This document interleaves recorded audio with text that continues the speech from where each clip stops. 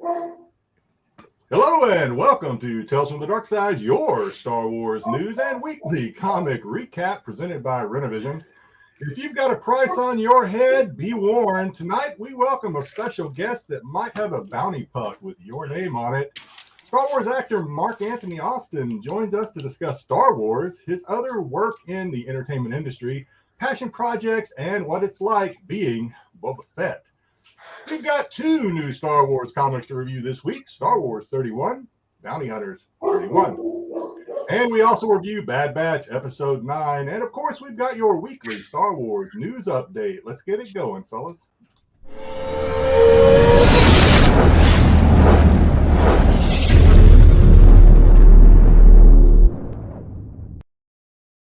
All right. We got the YouTube commercials running, so they'll be back done in a couple minutes. But before we do that, let's say hi to the people in the chat so we can waste a little bit of time for that. Tommy, what's going on? Looking forward to this one. Have a good show, fellas. Cheers. Thank you for a sub, Tommy. Ed saying hi for their algorithm. We won't be talking about what Metal's talking about today because people don't get inside jokes. Greeting from Texas. Hey, Dusty, what's going on? Astro Wizard, thanks for the sub. What's going on, everyone? Sith Rule, thanks for the sub. Rock on, nerds. Rock on. Let's go, Fett time, baby. And Eric Hurd, good to see you. Real quickly, we are going to change up our format today because we do have a special guest, as Jedi Johnson mentioned.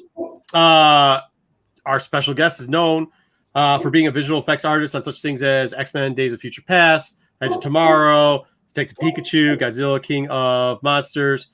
But he's most famously known for, and the reason why Dom is sweating and looking really clammy today is because he worked for ILM Studios in Disney. And if you've ever watched the special edition for the New Hope in 1997, you wouldn't know him because of his face, but you know him because he played Boba Fett in that scene there with Jabba and Greedo. His name is Mark. Mark, how you doing? Oh, look at that. He's got it. Mark Anthony Austin's got the Fett hat. There you go. Look at my hat. I wear it every day. Do you? Is that how you go to work now? No, I wear it every day for those cameos. I do more cameos than there are days. So yeah, my average is more than one a day. So make sure you're checking out Cameo. Absolutely. It's great to have you. Dom, as you can see, keeps rubbing his hands, so we'll let him get to you first. But first, if we could just explain kind of like how you got into it and what you do currently. You're a visual effects artist. Is that how you'd say it? Or what would you how would you describe typically what your typical day type thing is? My typical daily type thing is officially previs or pre-visualization.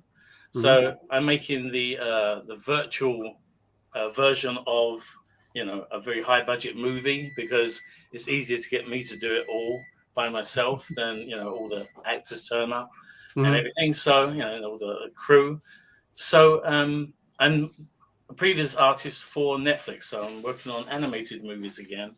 Nice. For the first time in over a decade, so it's fun being back in animation again. Cool. One little side thing before we get into talking about how you got your opportunity or whatever and how to be Boba Fett. Did you write fan fiction also for a little bit? Some Star Wars fan fiction? Yeah. Is that a thing? Yeah. Yeah, such as? Yeah. I wrote, it was about 2/3 to 3/4 done. I wrote 34 chapters of a book called The Accursed One Lives. And it was a book about the escape of Boba Fett from the Sarlacc. And nice. And his kind of rise back to his power, but, having to, in my version, his suit's busted up on the way out. The helmet doesn't work. He got no communication, but he just wears it for protection. And jetpack doesn't work. He has to discard it, and he has to go back to kind of up close and personal, which is complete opposite to where he's become. Very kind of like long range and clean. And this was kind of up close and gritty, and it's kind of his rise back to. To return. You mentioned something backstage. So I'm a huge fan of fanzines. Love them. Like I collect them. Not just Star Wars, but all types of different ones. So fan fiction is something that I absolutely love. But I also notice sometimes it's either in areas where great artists come out of. Like there's a collective in this state that I live in, Michigan, that had started off like Arrow Comics and stuff like that from there. But it seems like usually it's a place that's underserved or underdeveloped by like when they're younger, they didn't have as many comic books that did like the sci-fi realm or storytelling and fantasy as much. They weren't accessible to as many books. Is that something you saw and that's why you're into it, or is it just something you're just like, I have this great imagination? Maybe because I didn't have the access to it, so I would make my own art for the stories. So I do my illustrations of it. I originally was going to go to college to be an illustrator. I didn't ever think I was going to end up in film. Mm-hmm. I went to be a children's book illustrator because I loved illustrating, especially sci-fi. Sci-fi and anything to do with like animals or dinosaurs, monsters or creature design. And I really thought that was going to be where I was going to go. And they said, well, you have to go to get a diploma first. And in the diploma, you have to do a general art and design course. So general art means you try a bit of everything. And I ended up just by accident saying at the end of it, I wish you offered animation because I'd love to try it. I always could do it because I always did the corner of my school books with the Pin Man walking across his hat pulled, and he picks it up and throws it in the air and it lands on his head. And he goes walking off again, and used to get in trouble with the teachers. But I thought I could do that, and so there's like, but we don't offer it. So all you can do is do some storyboards, take them to there's only one college you can go to in England. Take it to that college, hope you get in, and that's how it happened. I end up in animation, and from animation end up in virtual effects. And that led you over. That led you over to ILM, right? Is that how you got there? ILM was they came over to England to do a big lecture about Jurassic Park and about how they made dinosaurs real. And I used to do drawn animation. So if this was a British panel, I could say all the commercials. Oh, really? You made that commercial? But 28. Just so you know, that 23% of our audience is from. Okay. Yeah. Okay. I used to do Tetley tea bag commercials and the Ribena berries. So anyone from UK will know exactly what they are. Anyway, so the assistant editor, he was a huge ILM fan. Went to the lecture series, and this was just when the company declared themselves, going into bankruptcy, and everyone was made redundant. So he calls me and said, "You never guess what? They want to hire animators." To work at ILM. And I said, where are you? He goes, I'm in the hotel with these guys. Oh, really? So he said, yeah. He goes, they want animators. I said, Steve, I don't know the first thing about a computer. Like, they're not going to want me. Why would they want me? Right. No, you don't get it. They've tried that. They tried teaching animation to technical guys. It takes years. They want to take animators over, teach them the software in 3 weeks. Oh, no shit. That's the big experiment they did for Casper. So he gave me the hotel number, and I called him up and just said, can I bring along my show reel and my portfolio? So Casper pretty much led into them doing that for the Star Wars movies then, huh? So they taught you. So Casper, the Friendly Ghost. That's what we're talking about. Casper, the Friendly Ghost. Yeah, that's what I first got hired movie. Yeah, is what, and then because of that, you formatted that and then was able to use it on the Star Wars film on New Hope. No. When Casper got hired, and like I said, it was me and maybe 30 people total. This is the big experiment. We were guinea pigs. They threw us into this training course, and we'll come at the other end as computer animators. One, maybe two didn't like it and kind of opted out. I think, I can't remember. That might have been Disney again. I'm old. Right. Yeah. But when I did that, I was working on Casper when the whole gets into where the costume Boba Fett suit came up. This was way before I worked on the animation. Way before New Hope was even a thing. It was a rumor right back then. So through Don B's, my friend at the archives, I got to drool over the suit, take pictures of the suit, try and put the helmet on, and then when they needed somebody to jump in the suit, Don B's thought, oh, I know, I'll call that huge Boba Fett nerd. So he called me up and he said they put out an ask for stormtroopers. Who wants to be a stormtrooper? They got like 165 replies. Mm-hmm. Then they needed 8, I think. So I said Don, because I thought I got an in because I got Don. Yeah. Don. He goes, I'm afraid you're not going to be a stormtrooper. I'm like, no, I'm not tall enough, am I?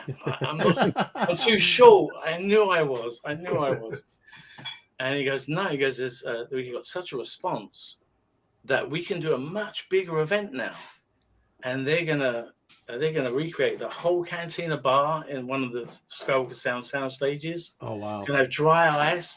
They're gonna have everyone dressed up in costume. Oh wow! They're gonna have a bartender serving real drinks.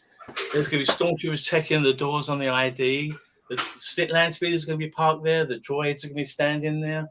The band's gonna be miming in the corner to the music. And guess which character we want?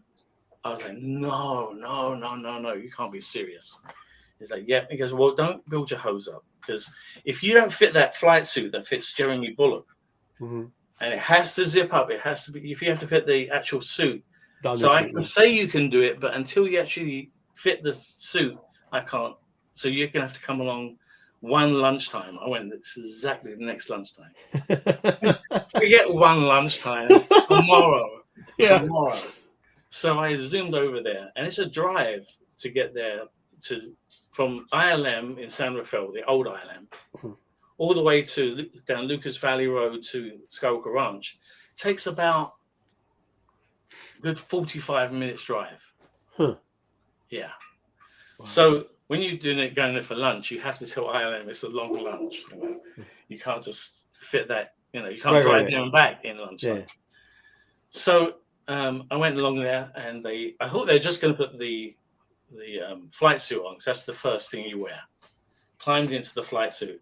It was like I could hear angels singing as this zip was getting high. It was like, I swear I saw God rays. It was indoors, but I still saw God rays. And it was just a choral. As I reached here, it was like I describe it as my Cinderella slipper moment, but for boys. Yeah.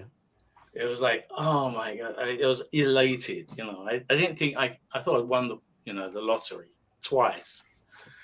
So I'm actually gonna be able to wear the suit. He goes, well, why are you here? Because it's got the most pieces, like even more than Vader's suit. So the most separate pieces. While we got you here, we're just gonna put them all on, and they put all the pieces on. And at least this point, they've got the things the wrong way around. Yeah, yeah. But it's already in one thing. You don't put them on separate. You put your arms through that, and it has. Oh, so it's not. It's not. You don't put them on.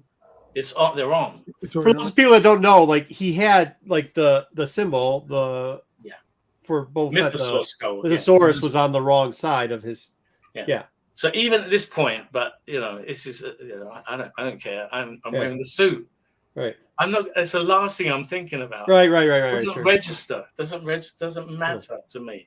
Like it matters to people now, but you put yourself in my place, you would not care.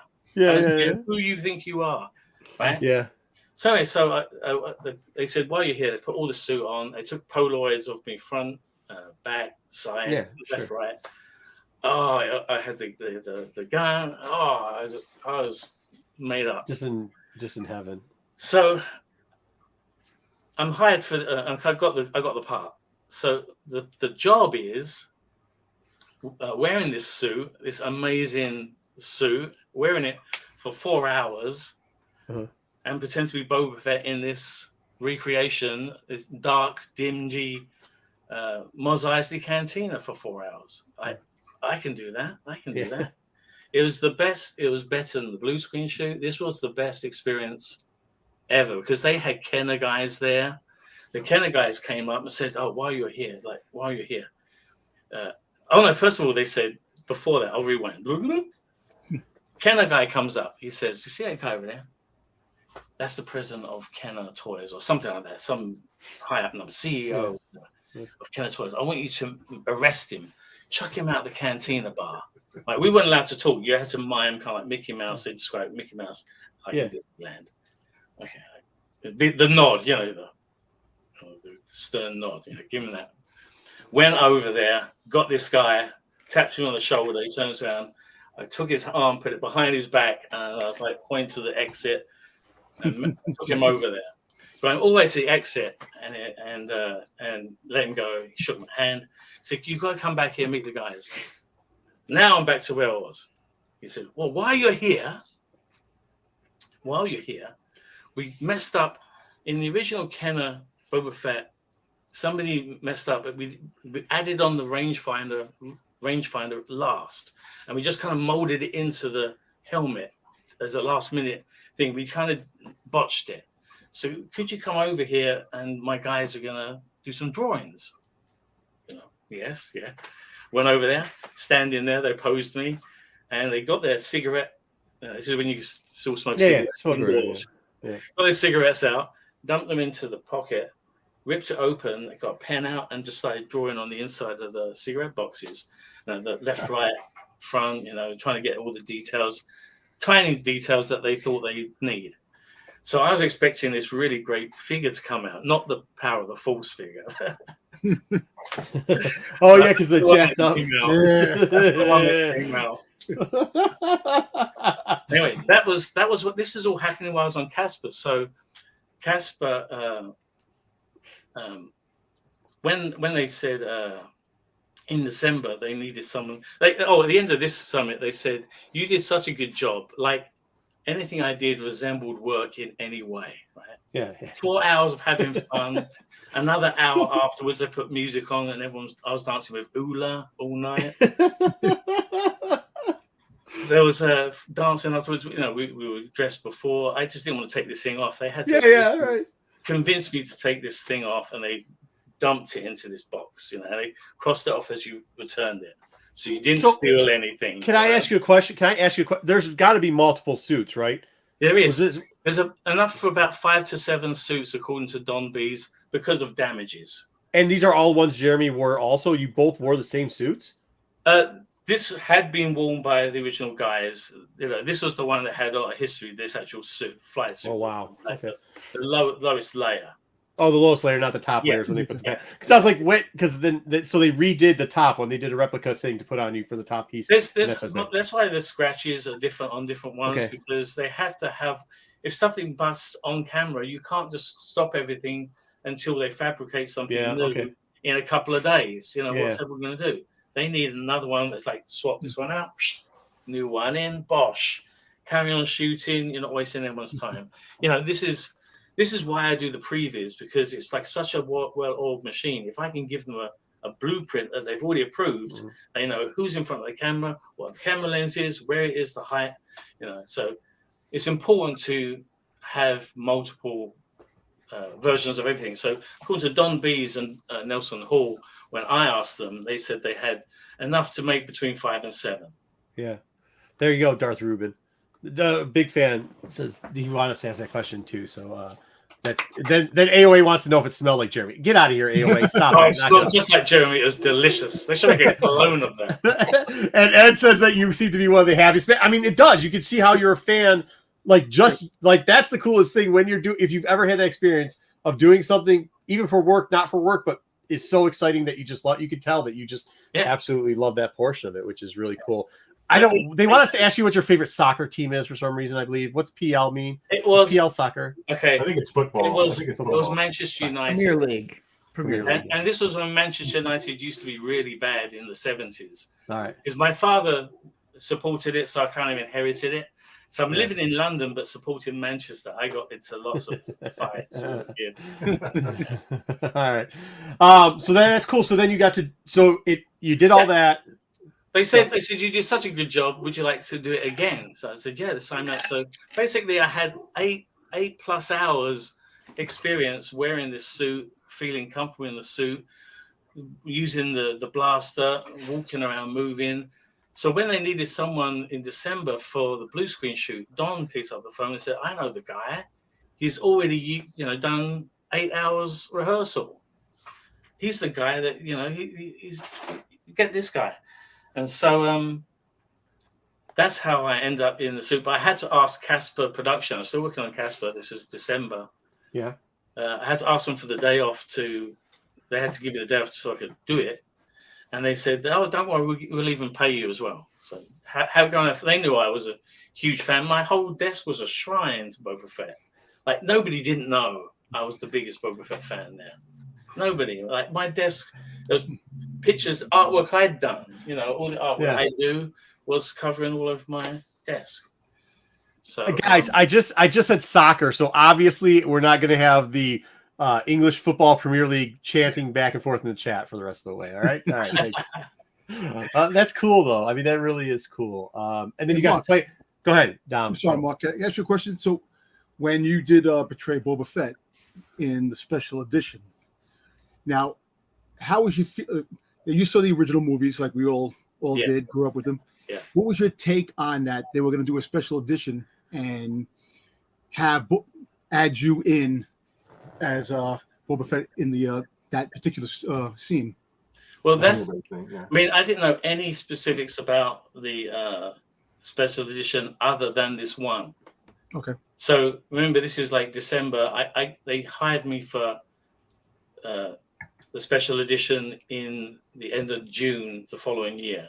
So this is like 6 months before that ever happened. And I thought I was going home after Casper. Like I said, I just signed that 1 year run of picture contract. So I thought I was going home afterwards. I didn't think there was any other. I thought this was the movie I was going to work on and I was going to go home. But yeah, I got to wear a suit a few times and I got to jump in it for the blue screen. But that's the only thing I saw was the two shots that they put me in. They showed me when they comped me into the play, and I was like, "Oh my god! It looks like I'm just there. Like the lighting is perfect, everything's just perfect. The height of the camera is perfect because all of that stuff they had to guess because the original camera data was all destroyed from the 1976 shooting of those plates. Usually it's kept. Usually it's archived, all this information, but someone just tossed it, and it's gone. And so they had no information about the lens or the height of the camera, the position of it. And so the whole morning was walking back and forth for the opening shot, back and forth. So they could set up the lights, so they could set up what the height of the camera, what looked like, and they were kind of fading between my blue screen and the original 1976 footage. And kind of fade in between and seeing if things line up. And so by the time we actually got to shoot the shot, I'd walked it, I don't know how many times, hundreds, over 100 times. So it wasn't like all my nerves were gone at that point. I was just thinking, I was watching how Jeremy walked and how, he'd do that. I was hoping to do a head cock as a turned up corner or something. But I was just watching the pace that he walked at and the kind of gait and everything. And I thought, okay, I just want it to look like, I don't want it to look like, who's that? I'd rather people might think, oh, is it Jeremy back? Or did they shoot Jeremy? And it's surprising how many people did think that was Jeremy as well. Yeah, I mean, it was good. You did a really great job on. I mean, part of it, I think I was like captivated by what Jabba looked like. I was like, but you thought that was actually the real Boba Fett. I mean, not that you weren't the real Boba Fett, but you thought it was Jeremy. You're just like, oh, okay, cool. You got Han doing what Han was doing there, and you're like, okay, you got this, and then you're like, oh, yeah, the CG Jabba. What's up, I really didn't like. I didn't like. I really wish they got the puppet because the puppet looked completely real, and this obviously didn't work. Yeah, it didn't even have the right eye proportions, the slant. And the mouth into the size of it wasn't right consistent. It wasn't right. It was like, I don't know. It's just like, okay, well, let's say we've tried it. Huh. And, I thought someone suggested this and I agree. I think an easier way would be to dub the guy's lines so that it's more, he's a henchman of Jabba. Yeah. Well, I think like back then, remember. Still there. Yeah, my vote still to have Boba Fett. But back then too, I understand something now, though. I really do. What's that? So, because I knew Mark was going to be on, I wanted to go back and watch that scene. So I went back, Disney Plus, pulled it up, watched it yesterday, and I was just wanting to see if there's anything, unique that jumped out of me. And one thing that I noticed was, as everyone else, Han, Jabba are doing their thing. He's got his bounty hunters and whatnot in the background. And as the scene ended, everyone was leaving frame. Of course, there's that one scene, Boba Fett kind of walks and he turns almost to the camera, right? And I'm thinking, well, at the time, as I'm watching it, I'm thinking, well, this is Boba Fett. That, that by now Boba Fett is this very popular cult pop. Everyone loves Boba. They just want to get Boba. But I know now, Mark, after listening to you, you just didn't want to take the suit off. That's what it was. you just wanted to extend it. There you go. In that scene, I can demonstrate with this. In that scene, he said that the instructions were to give the document one last look and to make sure it's clear, and then go, right? So I'm slightly this angle to you, slightly that angle to the camera. And when I look that way, your head's like that. And no one behind, I can't see. I'm in front of the camera. How can I see? I don't know. Yeah. Nobody behind the camera said, "Oi, it looks like you're mugging the camera." Nobody said that. We did 11 takes, and when I wasn't there when George picked it, but Steve said that George picked the 11th take, and that he loved the fact that it looked like you were looking at the camera. So I was like, well, if he loves it, then that's all that matters. I'm not going to complain. That's it.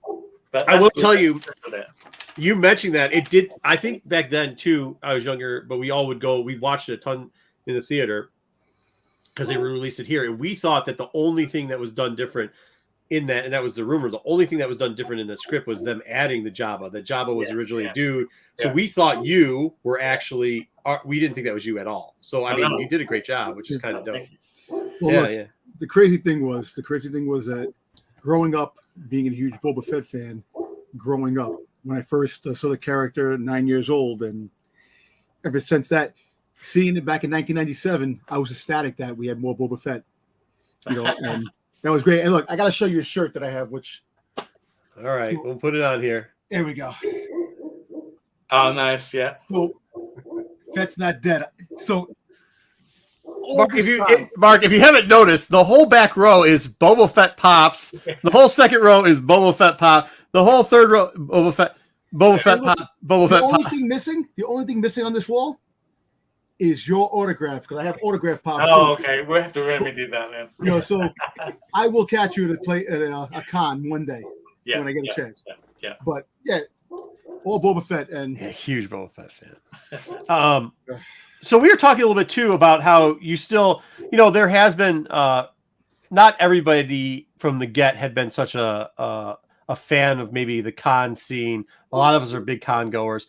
We've all been to celebrations before. We know that they're doing celebration in London. Dom was trying to get out there. I'm upset about that because I think we should keep it over here and let you guys have a second-rate one, kind of like the NFL does, and just leave us our celebration, and then you guys get a second-rate version of it. But we know you've been at celebrations before. What's your experience with that and cons in general? And is there a favorite con you have?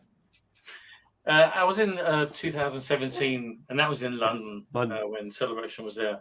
Well, that was London Film and Comic Con. You went to Anaheim. You were in Anaheim. I've done a celebration. You haven't? I thought you were in Anaheim. Weren't you in Anaheim? I've done Empire Con, which is the same guys, but never done a celebration. I've done a celebration when I've been with the fan club. I helped them out. I spent a day on their booth, kind of promoting the fan club.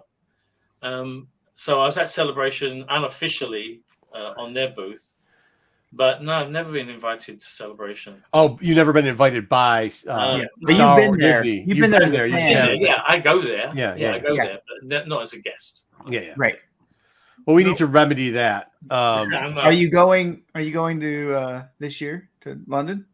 No, because I've got a wedding to go to in August. So yeah, all my London trips are kind of taken up for that. No, we were talking backstage before. You were talking about you had a favorite place that you went to in Portland. What was? Yeah. That was a really nice con, just because it was very intimate. And the nice thing about that was that they had done like a pre-sale, and so what had happened is they called up Kenner and said, "Is there? They would like to order, I think 100 or 200 Boba Fett action figures. They just have to all have the same card because they're all going to be signed, And so people pre-ordered them. But Kenner were really good. They put a nice holographic Mark Austin label on there, a sticker on there, and made it. So it was I don't know. Everyone had. There's no. The worst part is all the money stuff. The money stuff. So when they give you someone that just does that, and then they take care of that, you just do. You just get to meet. You just get to be the fan. Yeah, you just get to interact with all the fans and stuff. And so this was a great thing because there was none of that. It was just they had their little tickets, and their ticket got them an action figure, and I got to sign it where they wanted me to sign it, if they wanted it personalized or not. It was a really nice day, and just the 200 people lined up through the shopping mall. It was pretty crazy. I had J.C. Penney complaining.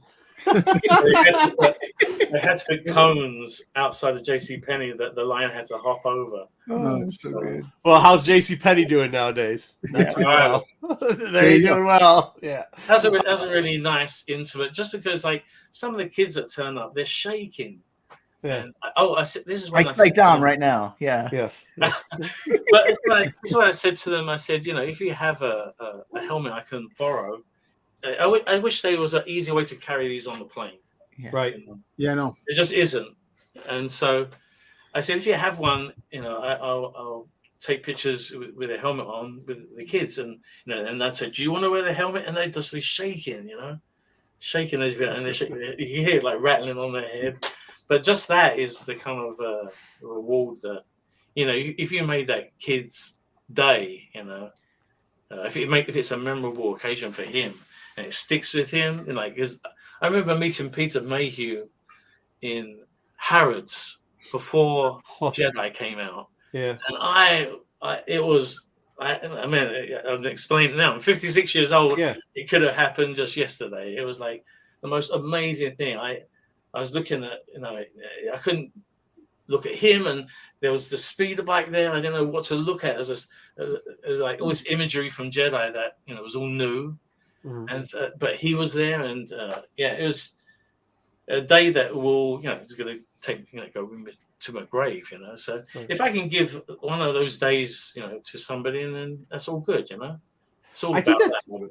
I think that's one thing you see universally with, and that's why we brought up Celebration and stuff, is like one of the things you see universally with a lot of these actors who played characters or participated in Star Wars in general. Like, I know that sometimes Star Wars fans get a very bad rap because there's whatever the heck the internet does, it's the internet. But when you actually go to these live events or meet most of you people like a Peter or yourself, I mean, people are saying it earlier. They're like, this guy's telling stories. Look at how happy a man this guy is. He's the happiest man we've ever seen. But it's contagious.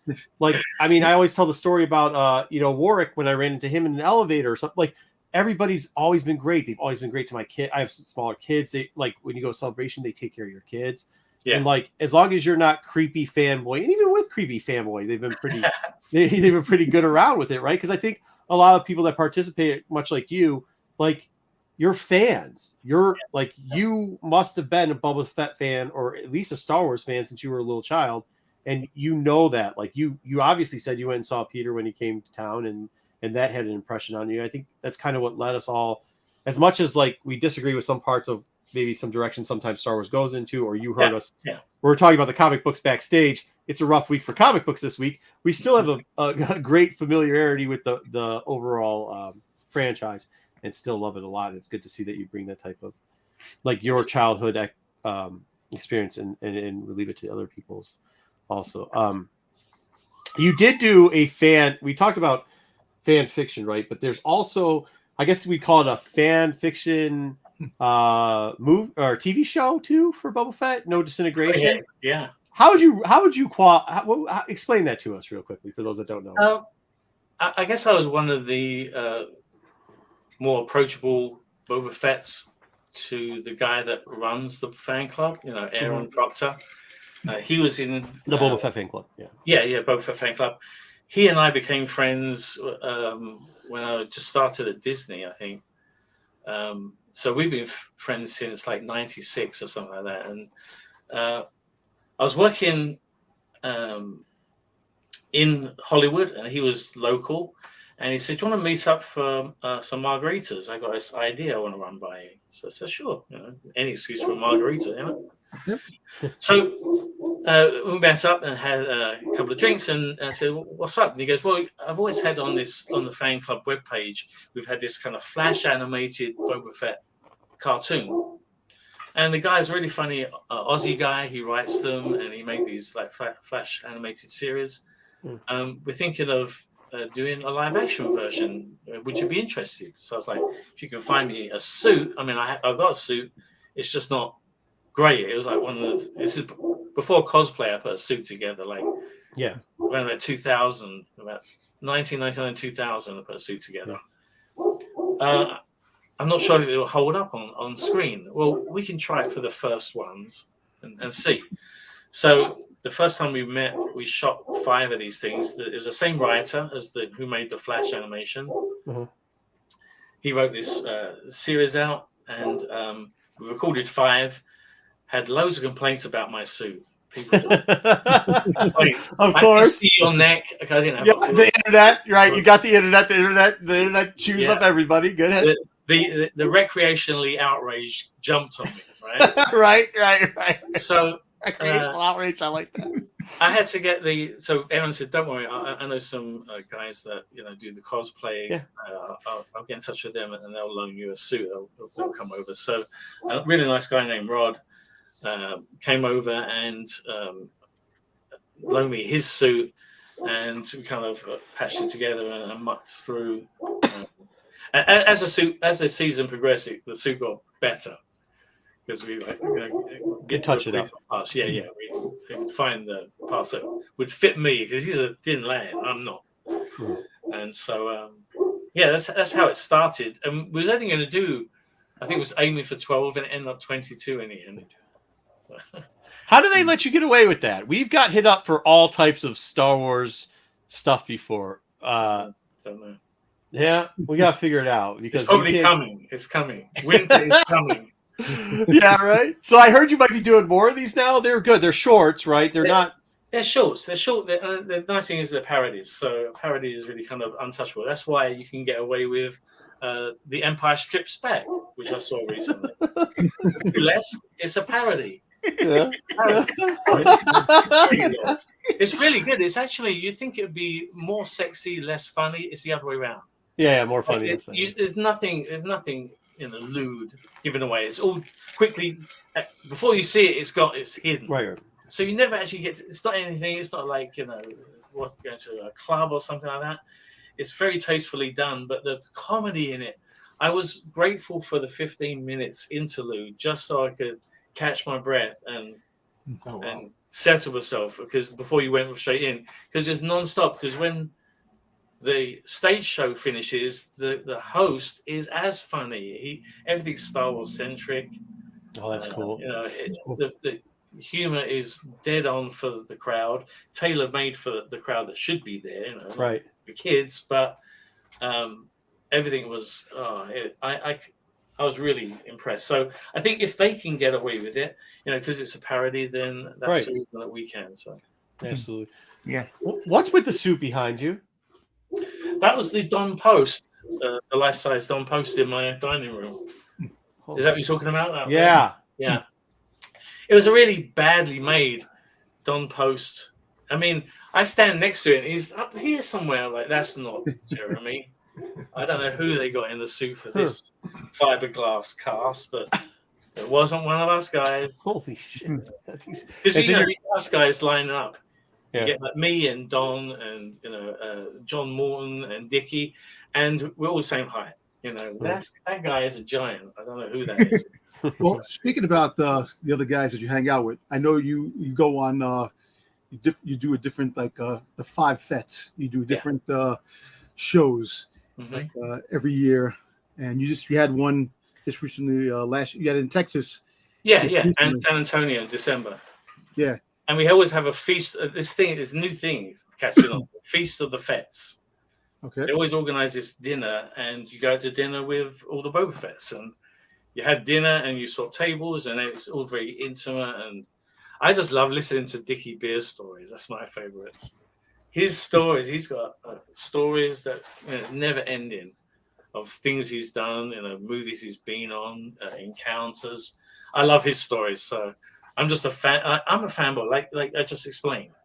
They let a fanboy loose in the suit. That's what they did. But I know Dom. I get to hang out with all my heroes, and they're now my friends. And we email each other and text each other and hang out when we're in town and stuff.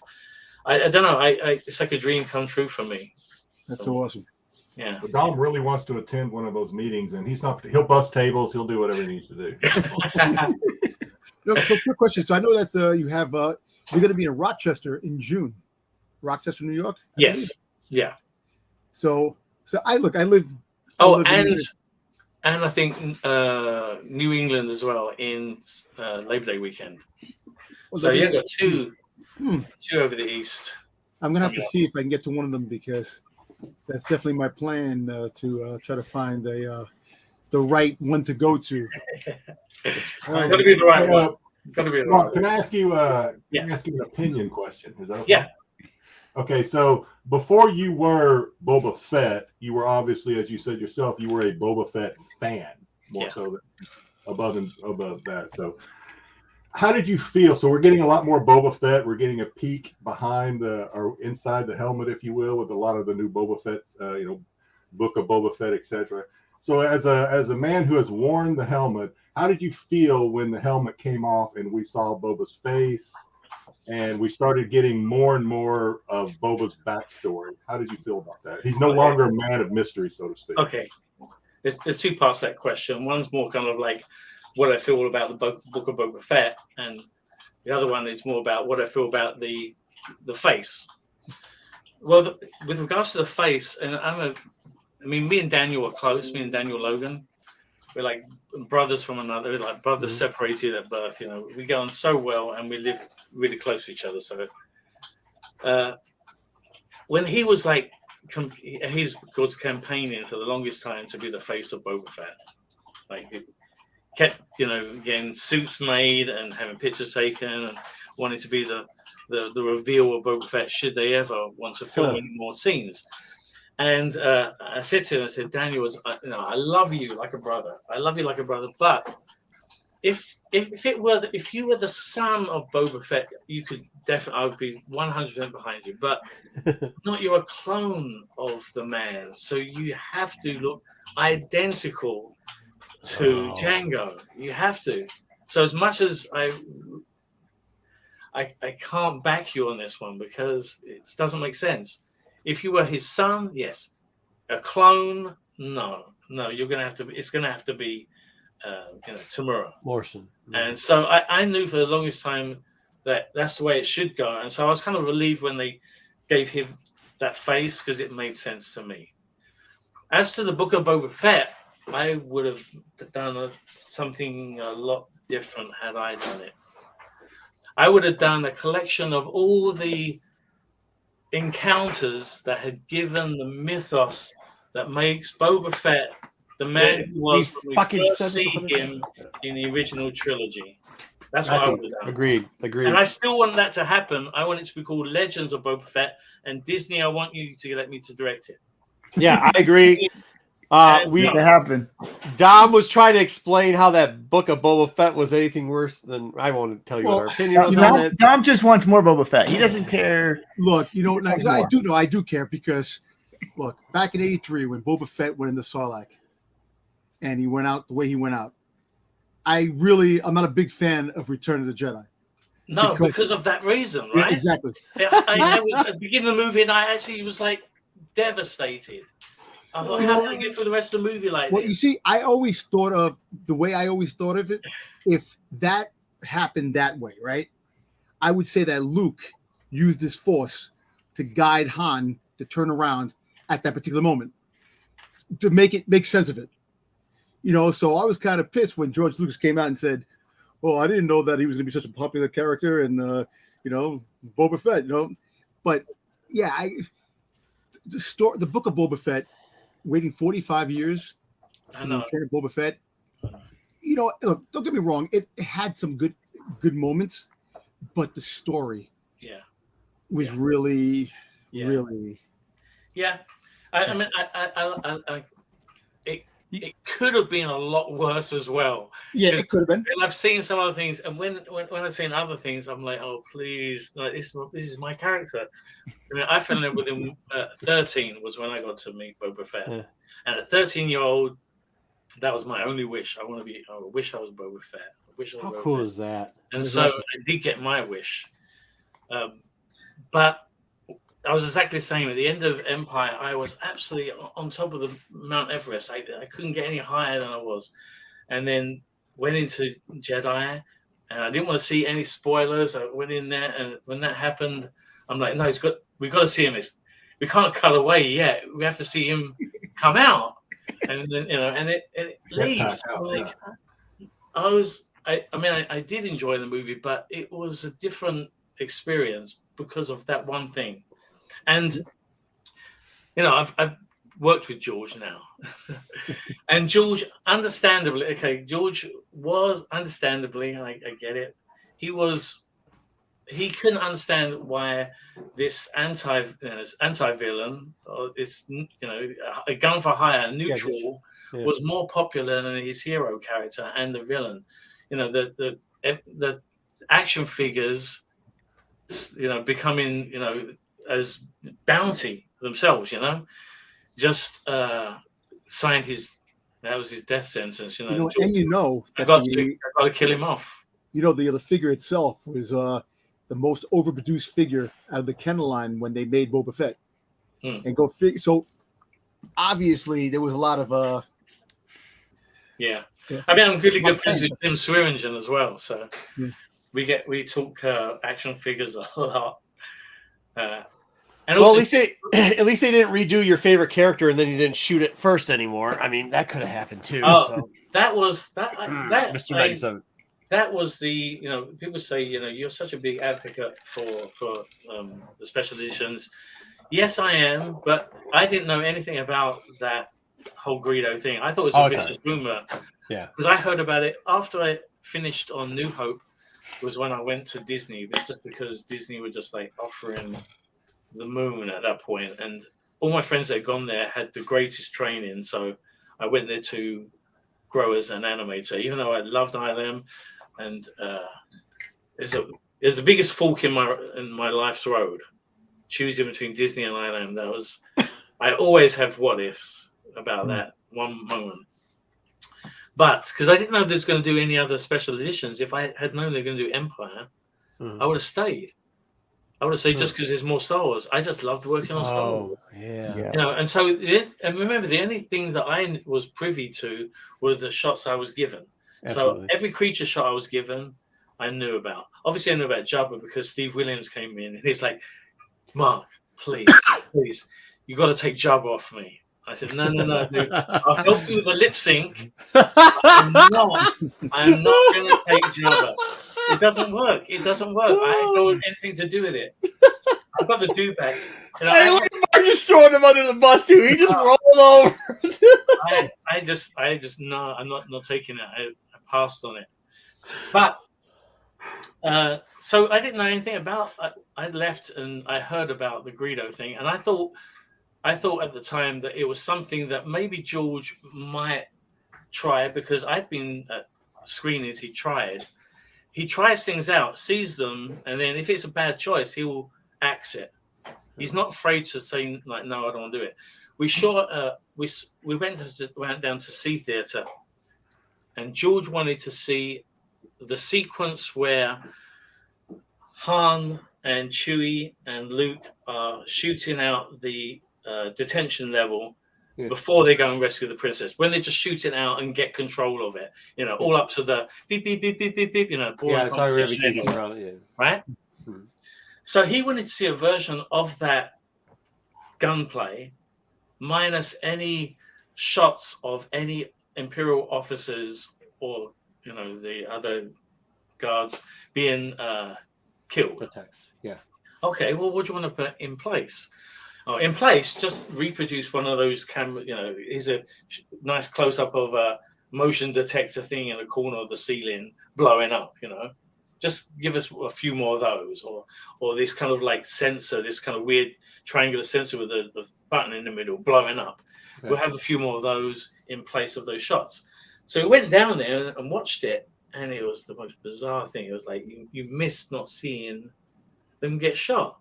And he said, "What do you think?" You know, and he was asked, "What do you think?" And there was a general kind of vote. And my thought was that it just felt like they went down to this guarded detention level, bang, bang, bang, bang. You don't see anyone get shot, but suddenly everyone's dead. It jarred. Yeah. Like, what? That doesn't make sense. What? He skipped a bit. It didn't work. And so he went, okay, axe. Gone. Stupid. I wanted to just see it. I wanted to see it. No, let's forget it. Axe it. So when I heard about Greedo, I thought, okay, I know what's happened. I know what's happened. He's cut it together. He's got someone to take it so far, and then he's looked at it and he's gonna be like, nah, because it takes away Han's arc. How can he ever back that? No, that's not gonna happen. And so when I was in, you know, as elated I was when I went to the premiere at the Man's Chinese Theatre and saw my scene, because I had to wait 2 years, over 2 years. Wow. From December 94 to 97 spring. So I was elated for my stuff, but I saw that and I was, no, how could that? Why would you destroy that arc? I mean, he's explained it before, and I see, I mean, everything is from a certain point of view. I just wish, like, when it first came out, he defended it so much, and it's like, it's got to be tough. Like, because we all, like, you wrote fantasy stuff. I think all of us have, if we haven't written it before, we all have fantasy backstory lines of what's happened to our favorite characters or how our characters react out. And I think sometimes when you're in charge of all of it, you just don't understand how some of those integral points are just so, like how you and Dom are talking about Boba Fett, and like Dom's coming up with the story of how Luke used the Force. I'm like, it doesn't matter to me. He ended up in a pit, right? Like, I get it, but I understand because of the Han shot first thing. I understand how you guys feel, because I mean, that is like, people in the, you know, Wookiee's saying it in the chat, that's his biggest L for a lot of us. Like, we're like, Lucas, man, like that's the one you couldn't do. You know, you got to change that back, but you got to live with it. I dislike it, but I understand. I'll say two things about the special editions. One thing, I think Lucas made the mistake pretending that the originals never existed. Yeah. I think he should have had both versions. You can buy what you want. You can edit together what you want, basically, and be done with it. He could have made twice the money. Yeah. I don't understand. That's the first thing. Second thing is, when I came onto real quickly, Mark, that's how they showed them in our theaters. We watched them back to back in our theaters. You saw the original version, and then you saw the special edition version. So we would sit in theaters for hours and watch back to back. So just so you know, that's how. But go ahead, keep going. Yeah. But that thing is that I thought when I went into working on it, and I got some backflack about working on it from somebody, and I said, listen, look, there's only one person on this planet that can decide I want to redo some of the stuff that I did in my original movie. Yeah. And there's only one person, and that's the guy that's telling me what to do. So, you know, Jewel is his movie. He can do what the hell he wants. Nobody had. Always people that take ownership over Star Wars. Yeah. Always people getting angry online. They suddenly feel like they own a piece of it. Yes, it affected you. It affected millions of people. But you don't own it. This guy owns it. Yeah. He did own it. Yeah, he did. At the time, he owned it. He still kind of does, though. Like, I mean, he advises on everything. He's always there. So, like, I mean, he just. But the first example that he explained to me that was he said, you know, one of these, the first example up. So what do they want to change? Oh, do you remember when the Y-wings exploded in the Death Star trench and all the flames were pink? I do remember that. Yeah, he goes, oh, he hates that. He wants to make those like more like fire. Okay, he's got the money to do it. Why not? It's his movie. Yeah. Why not? You know, all the stuff that happens because of the blue screen, like, you know, having to live with the R2-D2 with the black panels because you have to have it because in the back of the X-Wing, he will be pulled out in front of the blue screen. He would disappear, you know. All his panels become transparent. So they had to make the black R2-D2 for those shots. Just workarounds. But, you know, in this day and age, they would make it, you know, a purple screen or a red screen. Right. Mm-hmm. Green screen. Something to preserve the blue that you're showing as the foreground. No. But back then, there was just blue. Chroma green was kind of on the horizon, but not widely used back then. And I think from that perspective, I can understand it. The part that like you said it early on is like, I wish he would have offered both. And I get that you want to like Snyder cut your movie, right? Like it is his art and it's probably not perfect. And if you know the stories of the three, he wanted more time. He didn't have it. He was either fundraising money or everything else. I get all that. But like, I think that the only disappointing part is you're vested in it for, 15 years. And then you don't, like you can't even get VHS players anymore to play the original versions, which is kind of disappointing, I guess. I mean, unless you got if you've got a not blue, what's the one disc you can still get You go back Laserdisc. even further. Laserdisc, yeah. You go back even further. Betamax.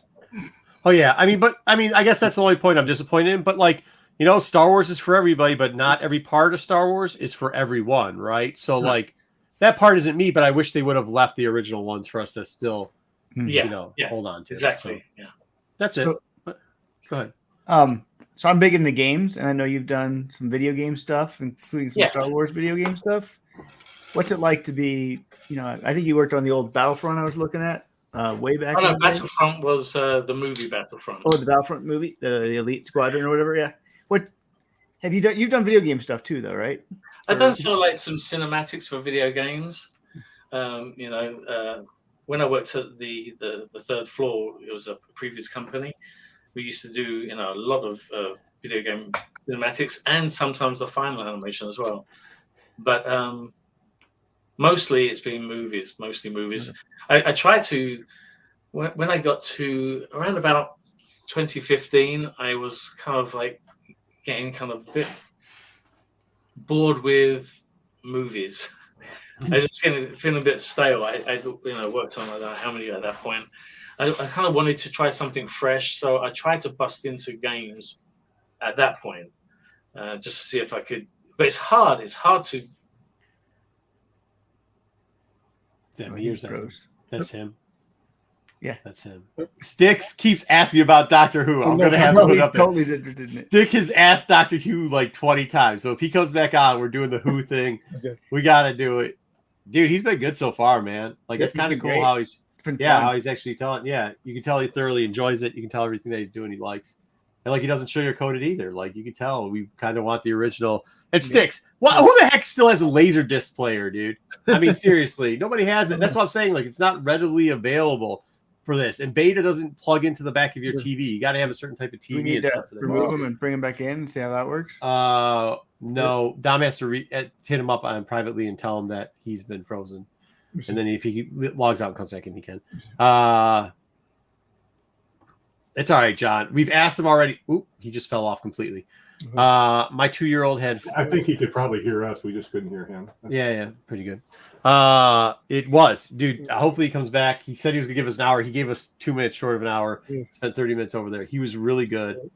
Dom, did you ask him everything you wanted to ask him? I felt like you did. Yeah, I did know. Oh, he's typing. Dude, you're going to Rochester, right? It's restarted. You have to go now, Dom. Dom, you have to go. I'll send you money to go to Rochester. There, yeah, like, I'll pay for it. I'm gonna go. Dude. Okay. Yeah, we will make it. What con is it? It's a rock. I gotta find out. I gotta look, and then also the up in New England, near Boston. Which you get one. The company can't pay for both. Pete gives away all the money anyways. You get one. You get one. Yeah, Sticks is going too. Send the whole channel. Dom's like, pay me to go. We're gonna send the whole channel, except for Jedi, because flying from Hawaii is too expensive. Sorry, Jedi. Yeah, I think the Rochester, New York one. Rochester. Does anybody have his Masterworks card? I actually have the one they I signed. have a card. Hold on. Go, Dom. Go fast, Dom. Fast. Oh, we got a couple more minutes. This is great. You know what I love best about Ringer Vision? Our interviews always are on point, dude. Always without a hitch. Never any problems. Never. Oh man. Sticks, you're in New York, Sticks? Well, when Chad's parents still have their reel-to-reel. You can't control tech. I mean, Yeah, you can't. No, I get No. At least we didn't start off with calling him a gimp like somebody wanted us to do in the freaking thing. Who was that? Whose comment did we have to skip over? Hey, we appreciate everybody, by the way. We appreciate y'all sticking Cherokee, I think. Was it Cherokee? We appreciate it. We appreciate everybody. Yeah, Fat Club. Make sure you show the Fat Club shirt that Eric made that we did. We got that one pulled down too, didn't we? He had to Or was restart his it that- computer. But I don't even think I have it. I think I have. No, I have a Journey Thank you, bullet. Yeah, I think Is this, he trying to come back this on? one stayed up longer than a lot of the Yeah, others. is he- I don't know if it's still up or not. I don't know You if know? Fett's still on there. You probably should do it considering it works with the people that own the rights to Fett Club. Like, that's not Yeah. something we own a rights to. It's a homage, right? It's a homage, You right? You can really only see parody. Fett, so now you're Parody. telling everybody it says That's Fett. what he said. He said do a parody, right? It's a parody of that. He's gonna log back out. He says, "We'll do." All right. Oh. Good. So we'll hear a few more things. Oh man, it was good. Did he say That he was was going to get back on? Or no? He said He no, said yeah. he's gonna try back. We're still going to cover comics this week, guys. Just so you know, we're still going to cover comics. There's another debate, but Mark's here he back, so let's bring him back in here. Oh, There you go. we were just saying how great you were. Thanks for coming back. We appreciate it.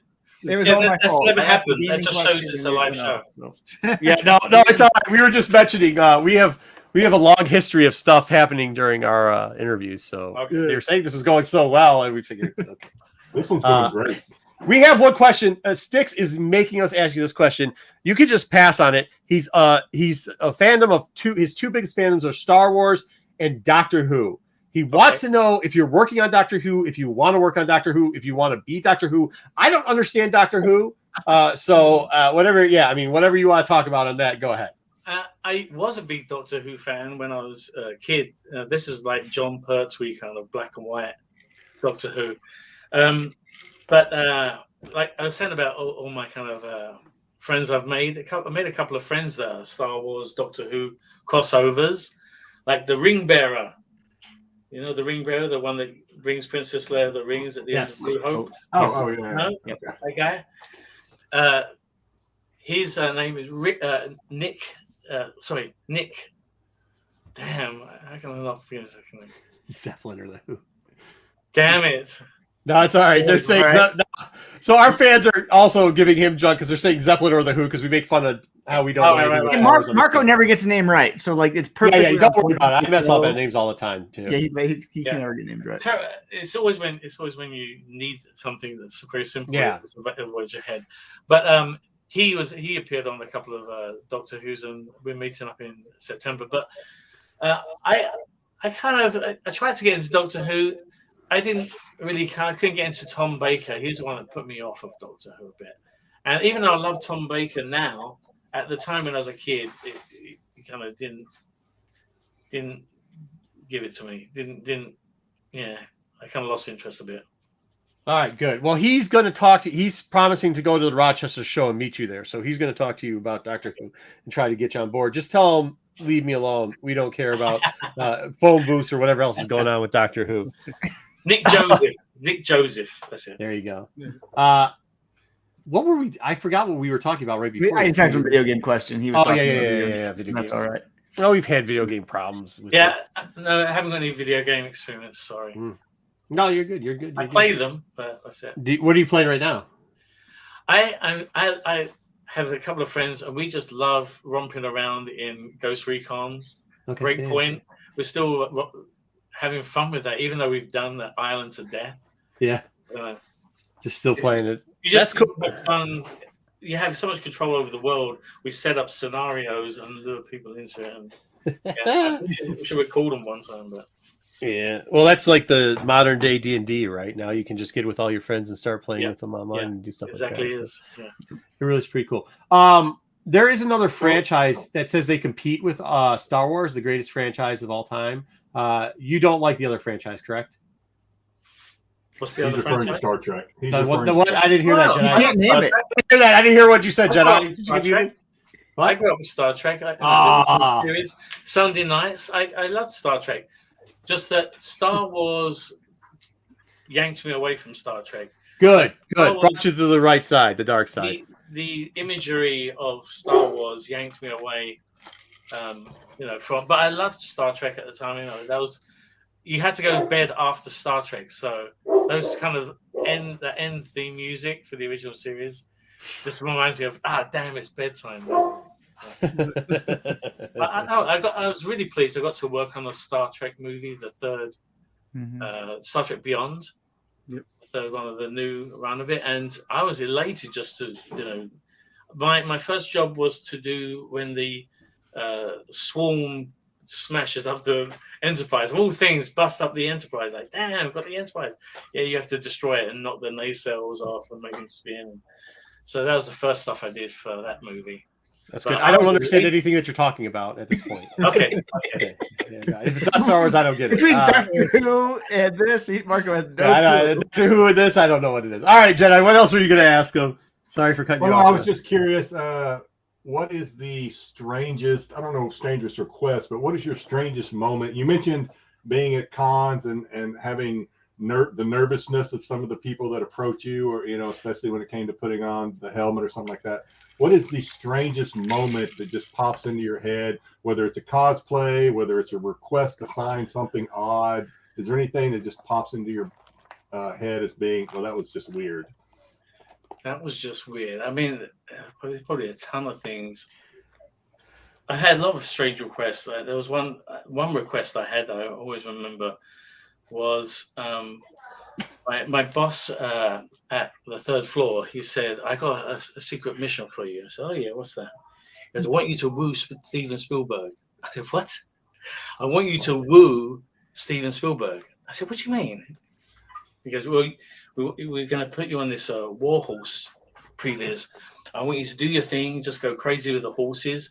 I want you to make him fall in love with previs."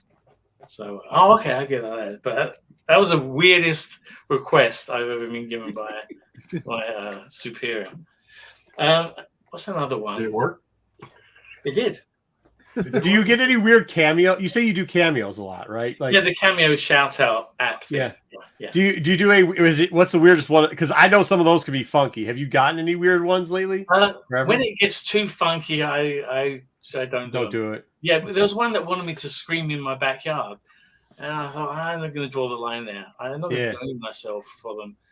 But there's one guy, he wanted a cameo the other day, and I realized he's back for the 5th time. It's his 5th. Geez. Keeps finding reasons to come back. So I don't know. So we also open cards here, like Masterworks cards, Boba Fett trading card sets, what's bounty hunter stuff. You signed, didn't you do a Masterworks? You did a signature. How does it feel to know that whatever they paid you, there's people trying to sell that card for $250 a piece online? I know, it's crazy. I suddenly got approached by them, and they asked me if I'd be willing to do it. And they said, "We're going to send you 1,000 trading cards if you could send it." I said, How quickly do you need them? "Oh, take whatever however long." "Okay.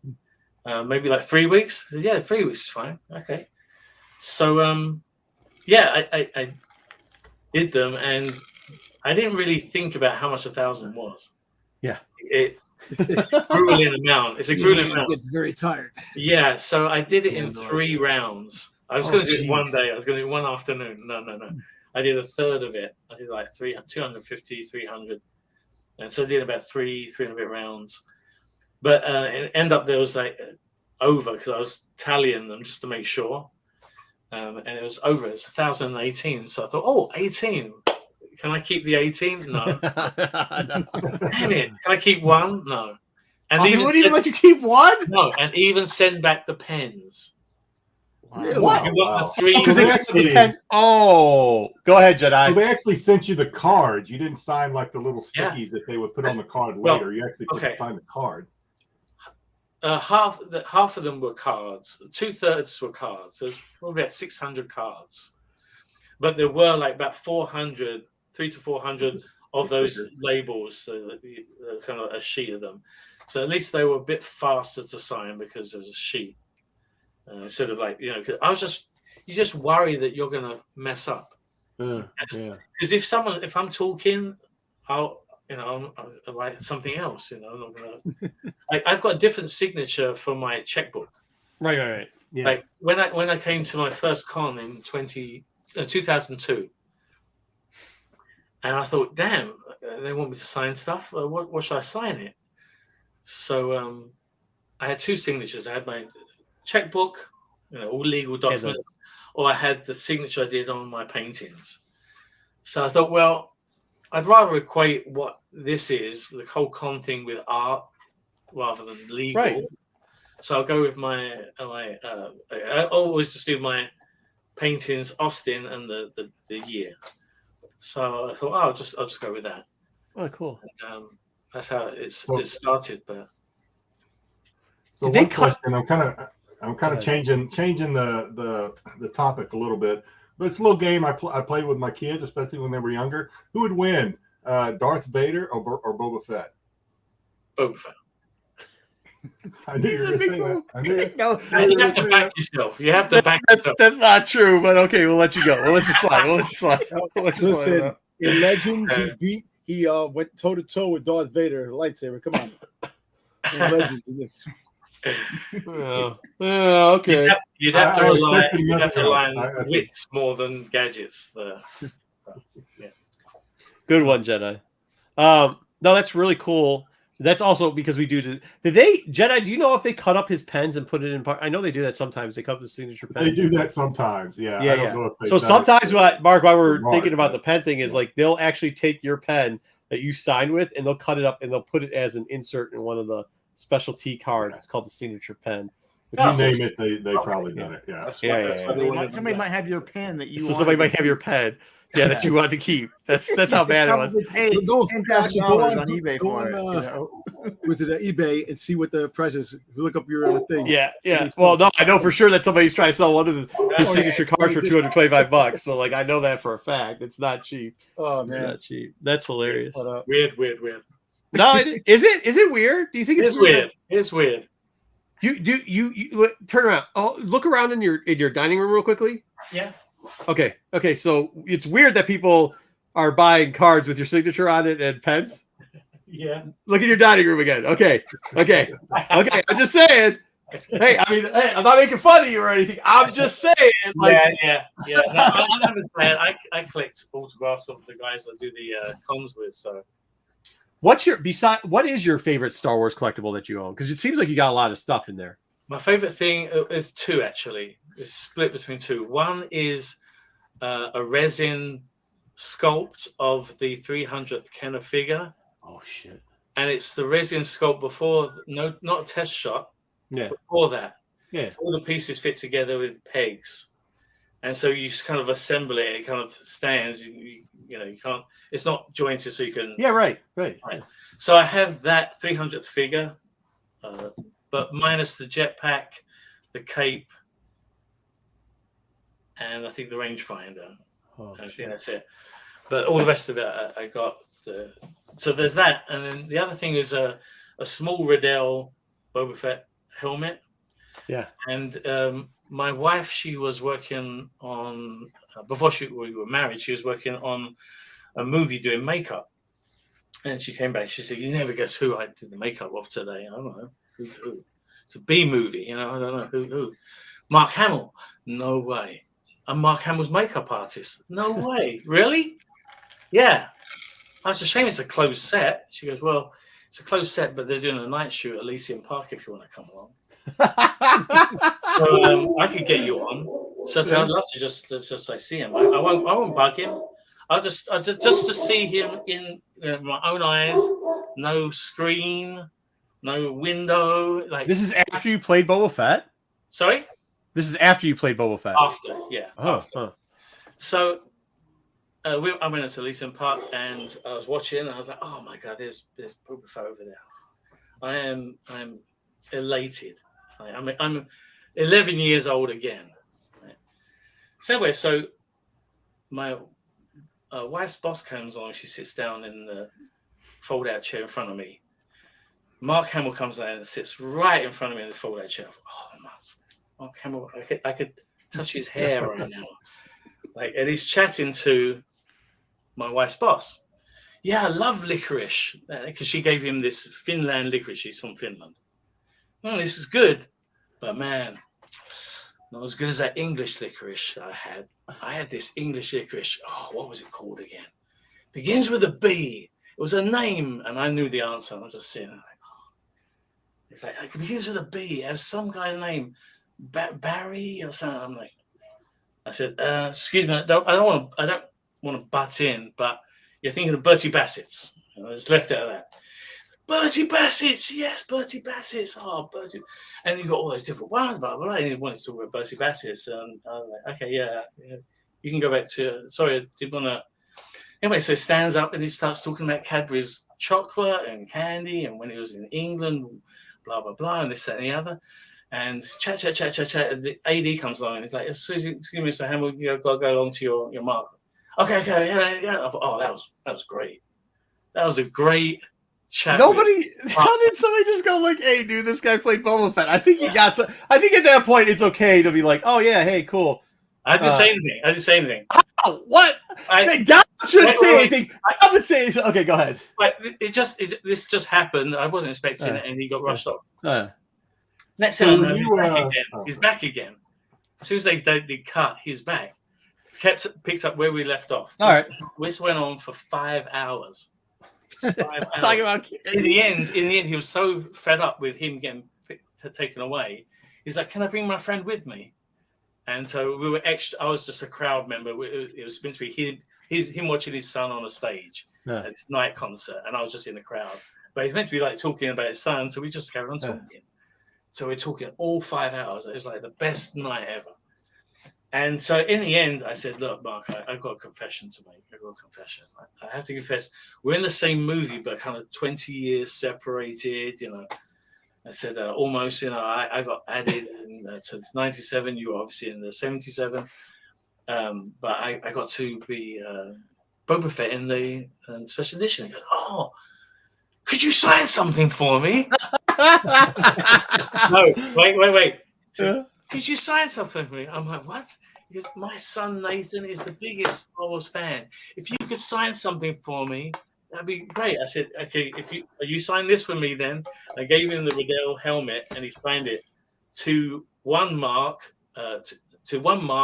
Boba Fett, from another. Best wishes, Mark Hamill. Oh wow, that's cool. That's awesome. It's those two things are my favorite, just because of that memory. Oh, and I got to tell you how I left. I mean, at this point, I'm in his trailer.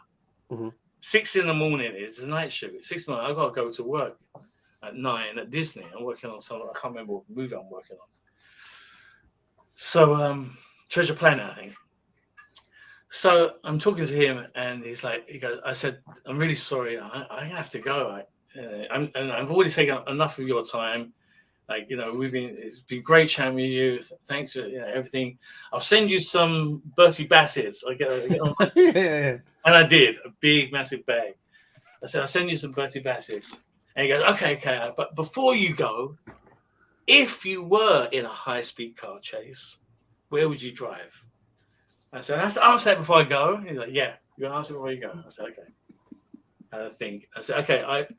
I said, "I would lose the helicopter by flying towards LAX because they wouldn't be able to follow me near the airport. And I go into the horseshoe, I jump out of the most crowded area, and I disappear in the crowd." He goes, "Yeah, that's a good answer.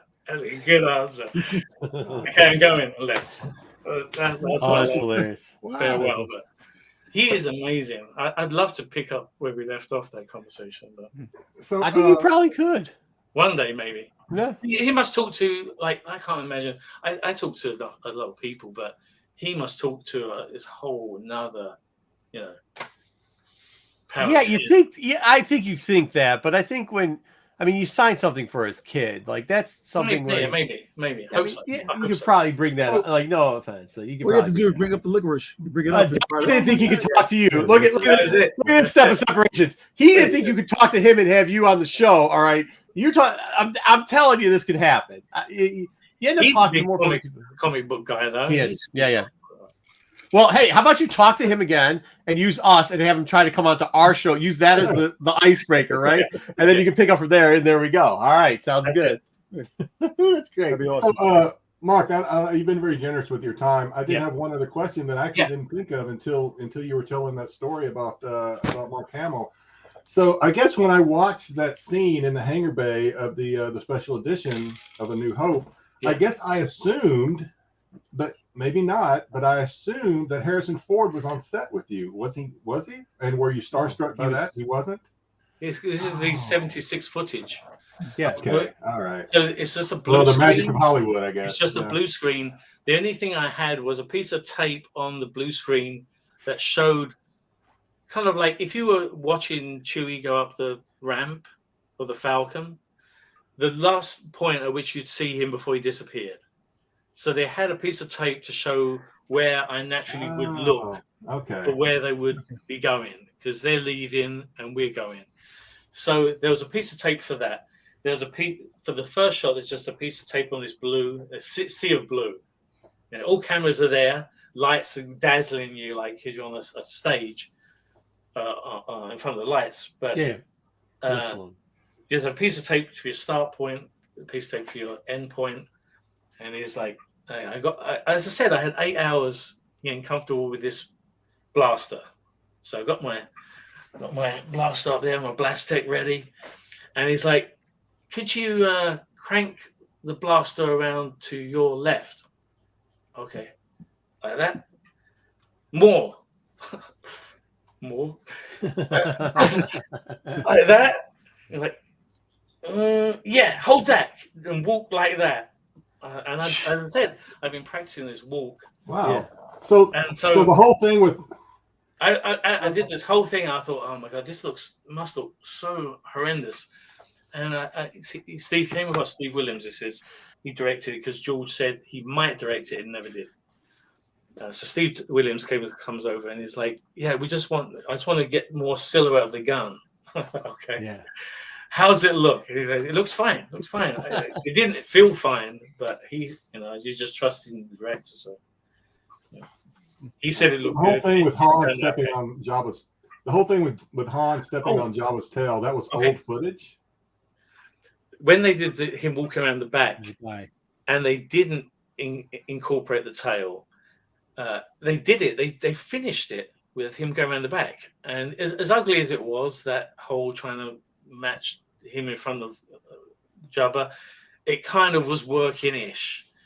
And then someone brought up their tail, and I'm like, oh, don't mention the tail. Move your magic. Come on, guys, move your magic. And then as soon that's the thing, like as soon as he got fixated on that tail, he couldn't let it go. And then it bugged him. And so I saw it in much better state at one point, and then they added in this animation of the plate, basically, animating the plate you're comping up and down to mimic steps. It just like there was a scene I did. It was the simplest scene on my plate. I had about 13 shots with creatures in to do, and one of them was just an establishing shot. There was the family speeder comes by coming through, and it had the big They had in the storyboard. It was just a Ronto. We had a Ronto coming towards camera over here, to here, and a swoop bike going and an S around the land family speeder. I thought easiest shot on my plate because I already done the walk cycle for the Ronto, and there's no ropes, which are the hardest thing to animate.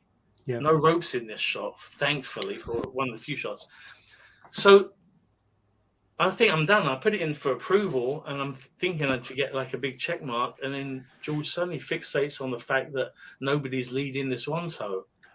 And in 5 minutes, this one shot, which was nothing, snowballed into this big thing of the circus with, I want some Jawas on there. And the Jawa falls off the back, and the other one falls off the front, and he's hanging onto this rope and swinging for his life. And I'm like, what happened?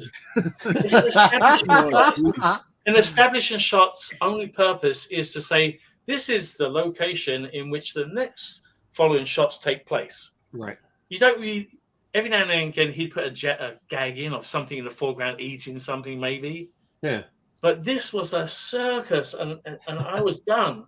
And it went for another 3 weeks because of all those changes. Oh, jeez. Wow. And we didn't have any Jawas.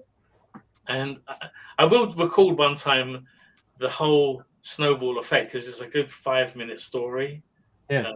But just the stages it went through when you thought, okay, let's stop here and make no more changes. Going. And it just kept going. And then one thing led to another, which led to another. And like, no, and all this work is just work for me to do.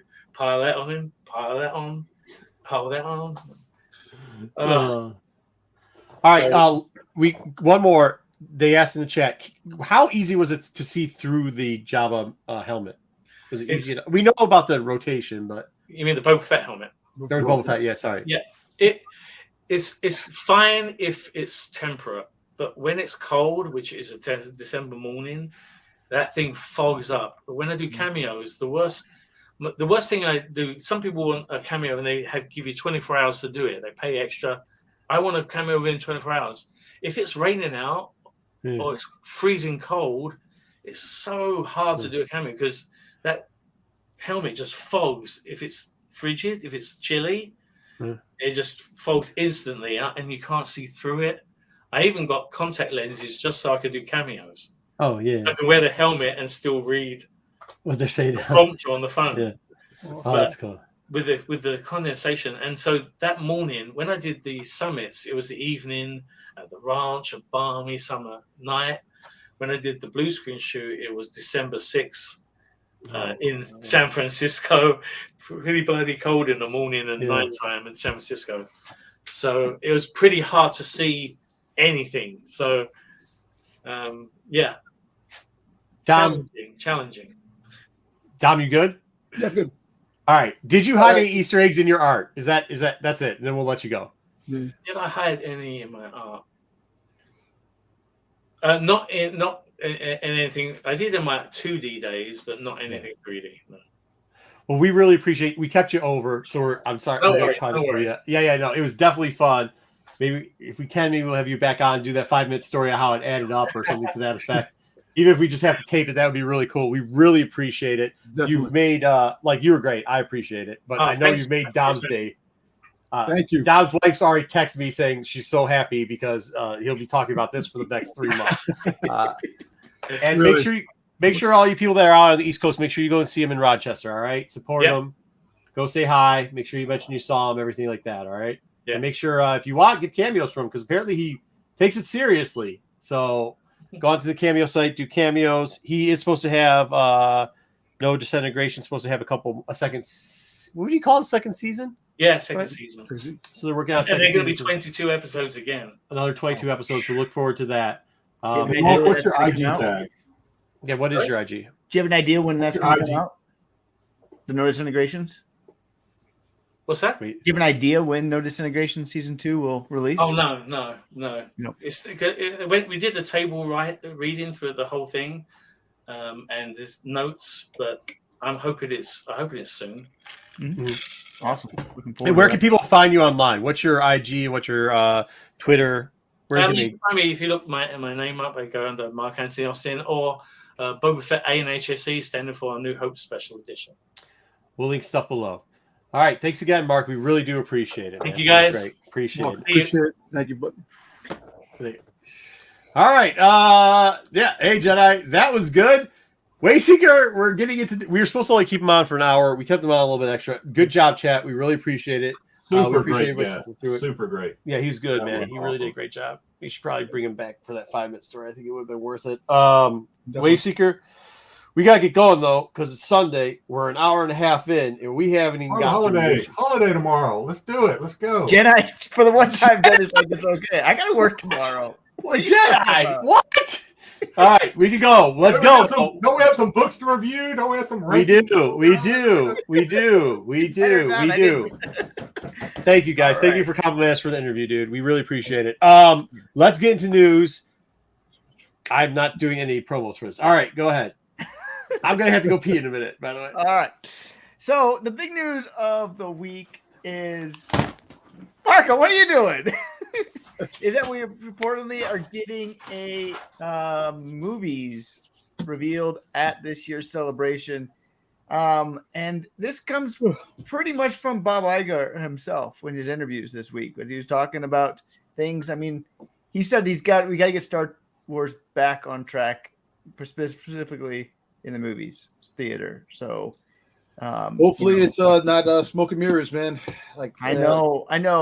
I mean, I have thoughts on this. I hope it's like 2027. Like I really do. I hope it's none of this stuff that we've been hearing about lately. I really don't want it to be Rey centric. I want them to move somewhere else. Like, and if it means waiting till 2027 for High Republic or something like that, so be it. But like, I wouldn't mind something. Something Rey Disney Plus show. You know, the movies. I want something different in the movies. We need something different. We really do. So I'll be interested to see what we get. John's right. TV shows are much better, but Bob's like money's made on movies. Like, but he did say that they're going to go heavily on Star Wars, promote Star Wars more, backing up but on that the was other projects. yeah, specifically for. I think he was really talking So about. hopefully we get movie. something good. Hopefully it's something that we all can agree on. That's going to be awesome. Hopefully. I hope so. So that's only 5.5 weeks away. So Crazy. we're gonna be talking about Celebration real soon here. So that was the big news of the week. One of the other thys we did, John Favreau said that there will be no Skeleton Crew characters making their debut in Mando 3. So I know everybody was thinking, like, are we gonna have a backdoor pilot in Mando 3 for Skeleton Crew? No, they will not appear. So that's good. Like, Mando is Mando. So everything doesn't have to be interlinked as much as people think that it does. So I'm happy about this one. Yeah, cool. Yep. Down. So this was shocking to nobody, right? Disney's earning call implies that Ahsoka will be multiple seasons if it performs well. So this is not labeled as, just a single season type of deal. It's going to be multiple seasons. That's the aim. I think real quickly we have to take all the earning call with a grain of salt. You do know his job is to pitch you that everything's green and how it's going to make more profit, especially considering they almost had a hostile takeover. So like, they did change this, but like if we do all earning call stuff, everything else that they're trying to spin out from earning calls, remember it is his job to say like, oh, I'm writing a ship that wasn't so wrong. You know what I mean? And we're going to spread out this stuff, but we're going to make it more efficient and more effective. That's what his job is, dude, to talk to us investors about that. So this, though, they did change it from limited series to season 1. So maybe there's some validity to that, but they can end in season 1. I do think that when we were talking last week about them making products that are a little bit more evergreen and they can use for, we refer to as a new version of syndication, which we won't get back and forth of what syndication used to be and kind of the new form of this. I think this bodes well that you're going to see multiple seasons of everything because production-wise, they can shoot a bunch of it at once and they can cut it up and they can make it long-term. So, but this is Dave's baby. Like nobody really thought that this. Oh, you're never getting rid of Ahsoka. Yeah, I mean, this was just. You're gonna get rid of Dave. You're gonna get rid of Dave if you get rid of Ahsoka. I mean, like that's it. Yeah. So You can cut that. If Dave's doing anything in Star Wars, Ahsoka's going to find its way into the project. So this was always going to be 74 seasons in Dave's mind. So no, I have no doubt. This is. I hope we'll get Boba Fett season 2. I don't. I mean, all roads lead to Boba.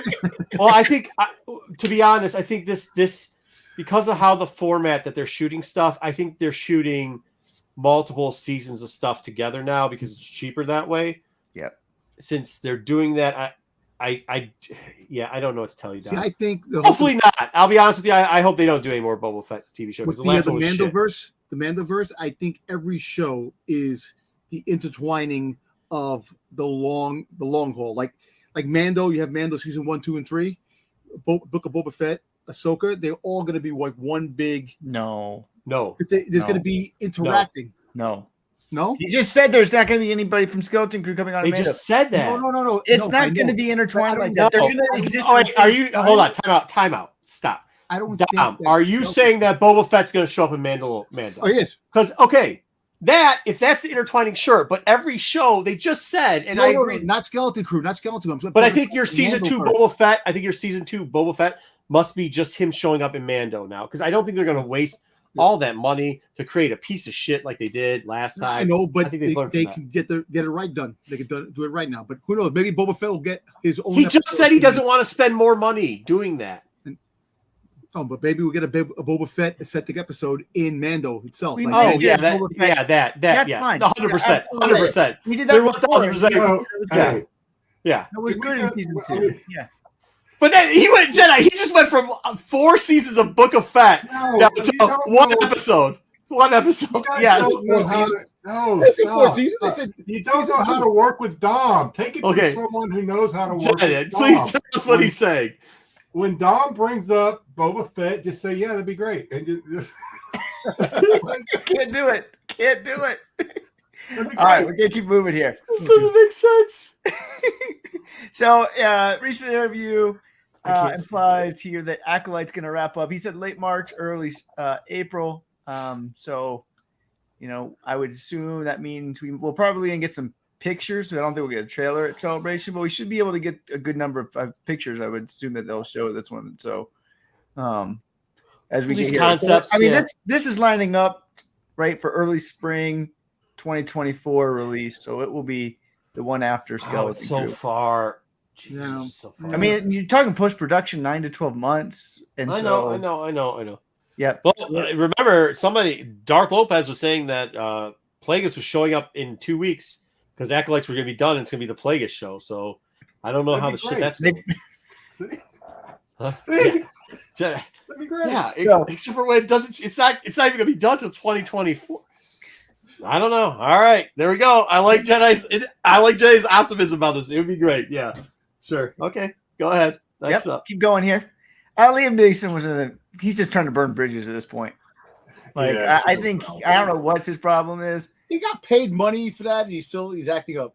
He's been going about, and he's talking about this week about how, Star Wars is losing the mystery thanks to too many spinoffs, which. Hey, let's be real. William Neeson, not exactly like when I'm like top 10 Star Wars actors, not exactly in it. Not anywhere close to it.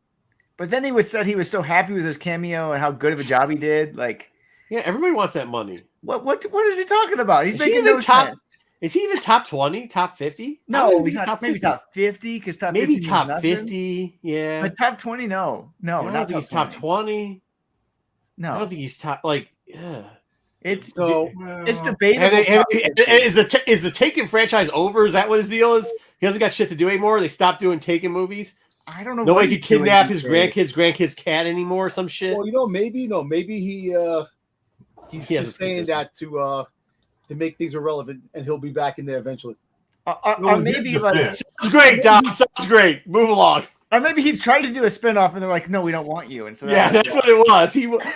He did. Don't you remember the rumor that there was going to be a fucking Qui-Gon spinoff? And he's like, yeah, sure, I'd love to be in that part. And then everybody else got shit movies like Obi-Wan and Boba Fett, and they didn't give him a shit-ass fucking TV show. So now he's like, where's my shit-ass TV show? Everybody else gets a shit-ass TV show. I didn't get one. I think All he's just bitter. I don't know at this Well, point. in his defense, when they killed him off, a lightsaber to the gut was deadly. Since then, now it's not. So he's probably a little bitter about that. Jedi. Agreed. Yeah. So got some updates here from previous week's news. Yeah. The memorabilia that's found in Good. Peter Mayhew's attic will not Good. be auctioned off. It's actually Excellent. being Good. donated to a toy store in Fort Worth, Texas. Wait, what? Yeah. I don't Bullshit. know how that works. Bullshit. That's Then they'll sell worse. it. That's worse. What the fuck? Wait. Well, To what end? I mean, I didn't read this. It's going to Wait, be I didn't- displayed in this toy store, and like Okay, it's, it's I gonna don't be know where displayed. people can go visit. Boo! What the fuck? So my question. Don't be mad at me. I didn't do it. Go ahead. Go ahead, Jenna. Read the headline. I just read the headline. So to what end? Did they buy it, or you said it was donated? It was So- donated to this toy Play store. I guess at they a have a toy big store. Star Wars collection. I don't know. Next time you're in Fort Worth, Jedi, Steal to that the toy shit. store. And give it back to his wife. Fuck this. I don't know. I guess this is the agreement. Oh, wait, Jedi, you might not be filled in. So Peter had a house, passed away. Yeah, I know. Okay. the story. And now the wife's like, hey, dude, that ain't cool. Don't auction it off. They got a ton of hate letter. So now they've donated it to a fucking toy store. Get the fuck out of here. That I don't Texas get toy the store donated them some fucking money. Wait, Get the wait. fuck out. I just don't. Was there anything connecting the dots between Peter and this toy store? No, I mean, I can see like don't maybe a think so. museum, I a don't know. sci-fi museum or something, but this random toy store. That I don't probably think it's a random randomly toy gave store. some They money. have a big Star Wars exhibit. I don't know, but I don't. The I need to storyline look didn't into mention this any toy connection between it, so maybe there is a connection. It wasn't in there, but like, ASAP. so next time you're in Fort Worth, you got a place to go. and you Steal can go this see shit it. and then mail it back to England to his wife. Do that. I promote it. Pay your taxes and steal this shit and send it back where it belongs. Make sure you pay your taxes. Make sure you pay taxes though. Yeah. Yeah, totally. Yeah. We Donated. got some updates on this. Mark Hamill's going to be doing posters that are signed for Ukraine. We talked about that a couple of weeks ago, and people were saying, how do you get in this? Whatever it is. So he sent them off to a nonprofit or an organization in Ukraine that is running a raffle. Oh, cool. And so there's 5 of them. The raffle is for it's $100 buy-in for 5 of them. And then for 5 more, it's like a $10,000 buy-in for the raffle. So there's the heavy pay rollers, they have their own raffle, and then you have the people that just want to do it. So it's $100 ticket for the cheapo want to get into that one raffle. So. And what's the other one? See how much they expect to raise? Are there any expectations on how much they expect to raise? Whatever raise is going straight to Ukraine. So whatever they get. So I mean, this is the first time he signed Star Wars posters officially since 2017. So it's been over 5 years. So he doesn't sign them very often. Money together to buy a tank.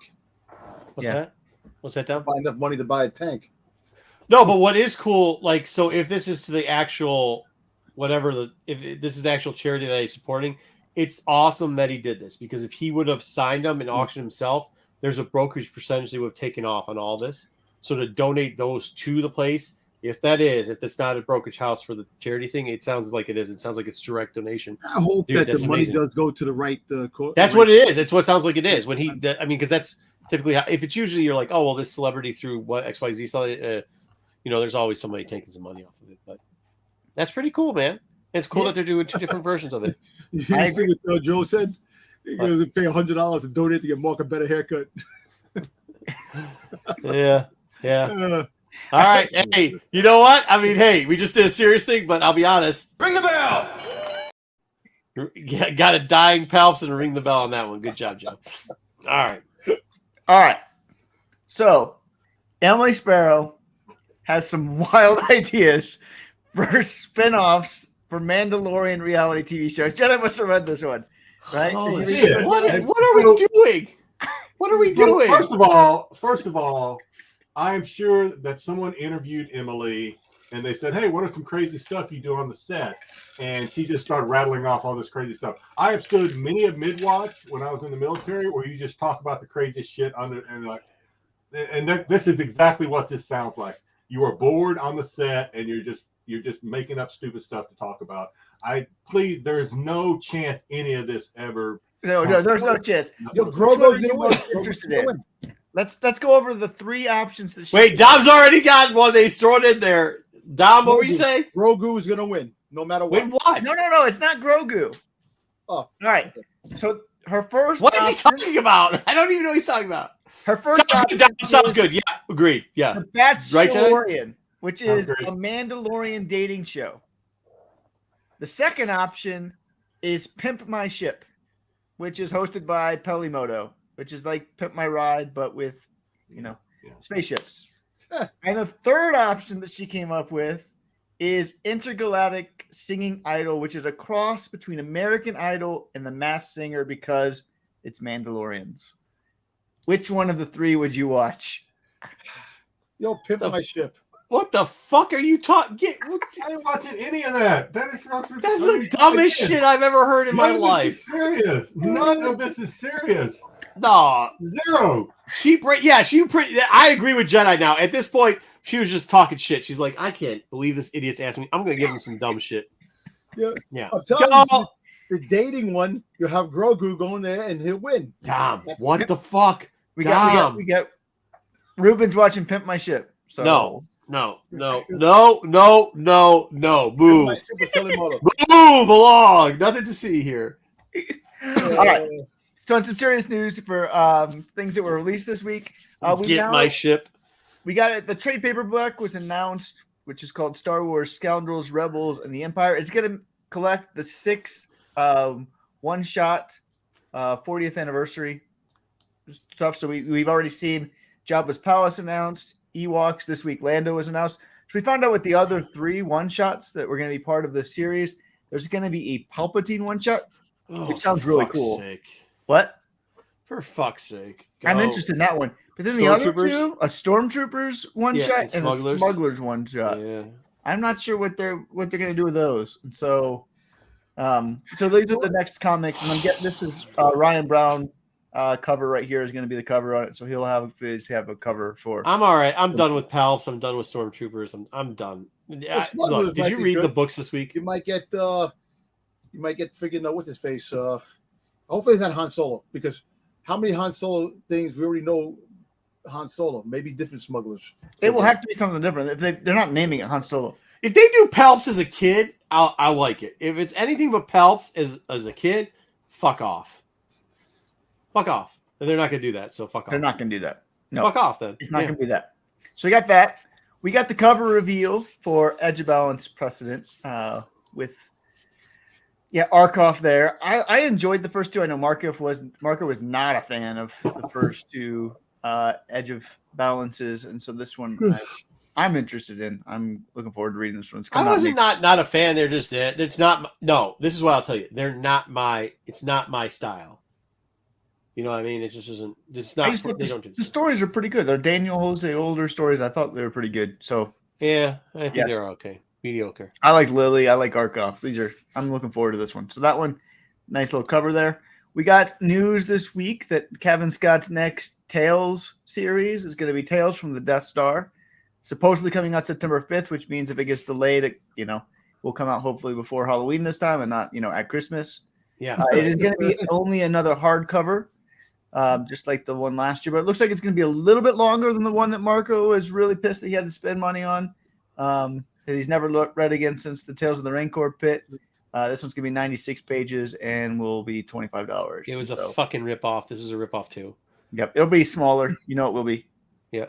So that one's coming out. We got that announced, and then we got a encyclopedia announced. Hold on. Go back 1 second. That's at $24.99. Yeah. 96 pages. 4 comics. A fucking novel only costs you $30, and it's 400 fucking pages. This is a graphic novel.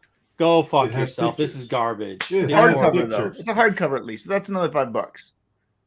Yeah, and a hardcover novel that has a fold out of a pictures in it, and it's got a dust jacket on it, and sometimes it's got a lot more story in it. Costs you almost the same. This is garbage.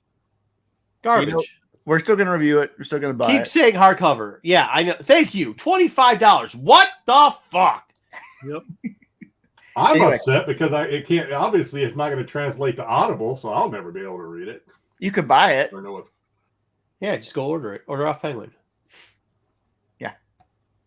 Anyway, I'll send it to you. encyclopedia was announced this week. I don't want it. Yeah, see? Wait, I thought there's pictures in it, Jedi. I was playing a lawyer there for a second. So I we stopped had the playing. secrets of the Jedi, secrets of the bounty hunters. Now we're getting secrets of the Wookiees. Oh, fuck me. This one is not needed. I'm sorry. Oh, fuck me. This I will read it. I've read all the other ones. I will read it and I will consume it and find a couple interesting things about it, but this one's not needed. So yeah, we need. Wait, This it's is a never gonna reference end. book, We're gonna have so secrets of why- the Jawas. We're gonna have secrets of whatever. I don't know, but yeah, it's coming out October 31st. So this is how I spend my Halloween, I guess. But yeah, there we go. And we got new details. We got from Jedi Survivor. The Gendai is not who Dom wanted it to be. Dirge, Dirge. come on, damn you! Sorry, we knew it wasn't Dirge. We told I you know it it wasn't wasn't. I Dirge. know it wasn't Dirge, but I knew. It was Sounds good, Dom. Sounds good. Right. Sounds good. Damn. All right. Yeah, Sounds but good. Come on. it's Ravis. Sounds great. And I'm glad we're seeing the Gendai explored. It was a really Yeah, that's fascinating cool. way of seeing them. And this is a great mode for it. So Cool. we got that going on, and that was the week in Star Wars. As we zoom Okay. through. Well, good. I don't know if that was good news, but good job doing the news. There's a lot of shit in there. All right. Speaking of shit, Star Wars 31. Hey, who read Lost this? in Lost Space was it? Yeah, they're out in no space. No space. Lost Space. They're still in no space. There's like this. There's a High Republic link, I guess. Who's writing this? Is this Soul? He needs to stop. This is Soul. Oh, this is shit. All right, here we go. We go back to the one-eyed guy with the demolition pads on, and yep, they're all now. Remember, they threw all their weapons outside an airlock for some reason. We don't know why, but then they said, "Hey, listen, you didn't throw us out the airlock, so you want us for some reason." And he's like, "Yeah, I'm gonna be a creepy old dude." And then remember the little psycho redheaded Children of the Corn kid goes, "You gotta tell him he had a lightsaber, and now it's mine." And Luke's like, "I want my lightsaber back." And he's like, "You gotta tell him, Dad." And I'm like, "Look, man, did they have Maury Povich up in space? Because that sure as shit ain't your dad. That dude, you have got red hair and a gap in your tooth. That dude's got a cyclops eye, and Sure. I don't know, but Hey, you don't know. Hey, yeah, I know. No, I do know. I do know. he is Maury not your Povich. fault. Yeah, you need it's not your father, Maury Povich moment on that one. It's really weird. This book is just. I actually put it down 3 times and had to pick it back up. They do give you this one page that talks about how they were out there and they were trying to protect the fuel lines, and they actually caught a Nihil member and questioned them, and just kind of how badass a Nihil was. But it was, I mean, if that's the high point.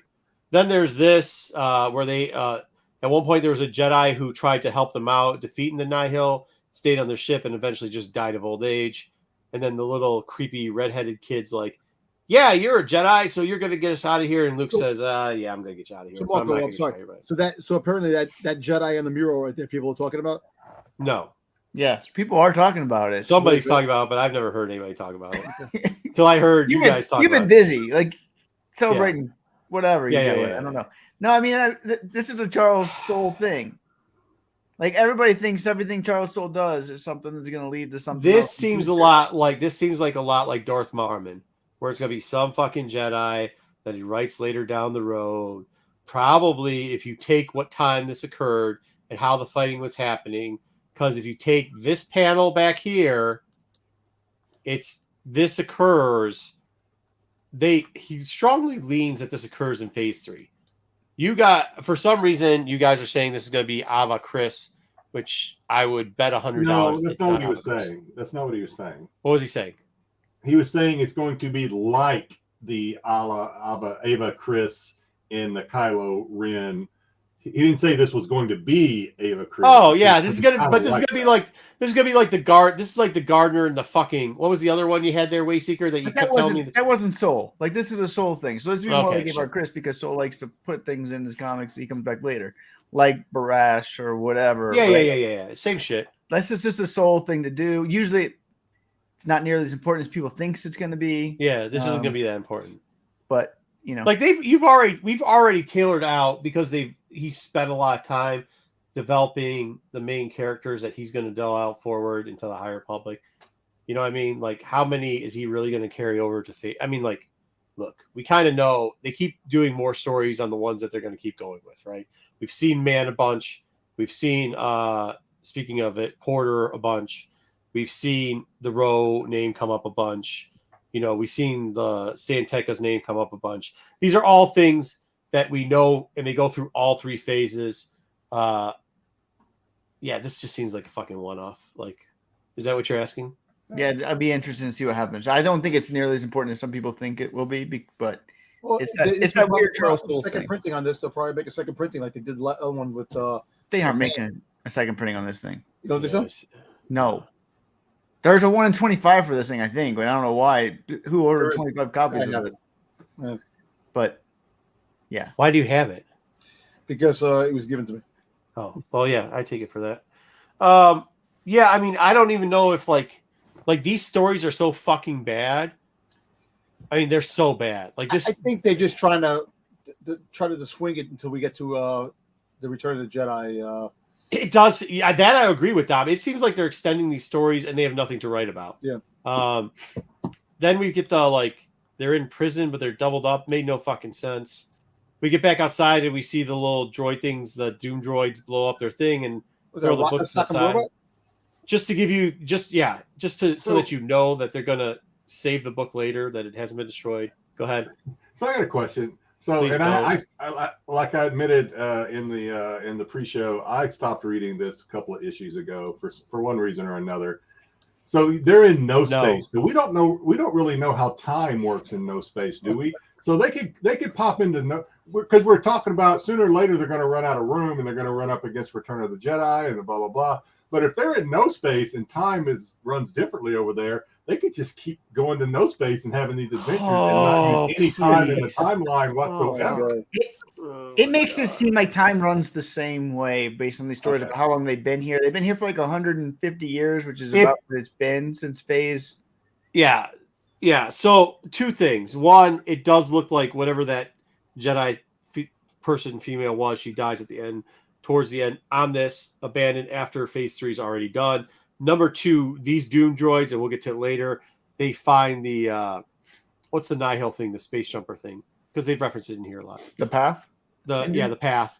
They find the little path, the path drive, and it looks like that's what they were looking for, to jump themselves to someplace else. So, and they reference that Luke's going to get them out of here. So, and the book didn't fall over. Then we get to see Han and Hondo flirting, and of course they make out. And You mean Lando? Lando. Sorry. Does it matter? This fucking book's horrible. And then the droids find the path engine. Yeah, the droids find the path engine. They can leave is what they have the path engine. Path engine. Chewie figures out the secret. Like Chewie figures it out. Yeah. Nobody else could figure it out for 150 years, and one day in prison, Chewie figures everything out. Yeah. Wait, I missed something. Is Lando kissing Holdo? Yeah, because she's like, he's like, I want to play cards. She's like, no, I'd rather make out with you. It was actually Holdo.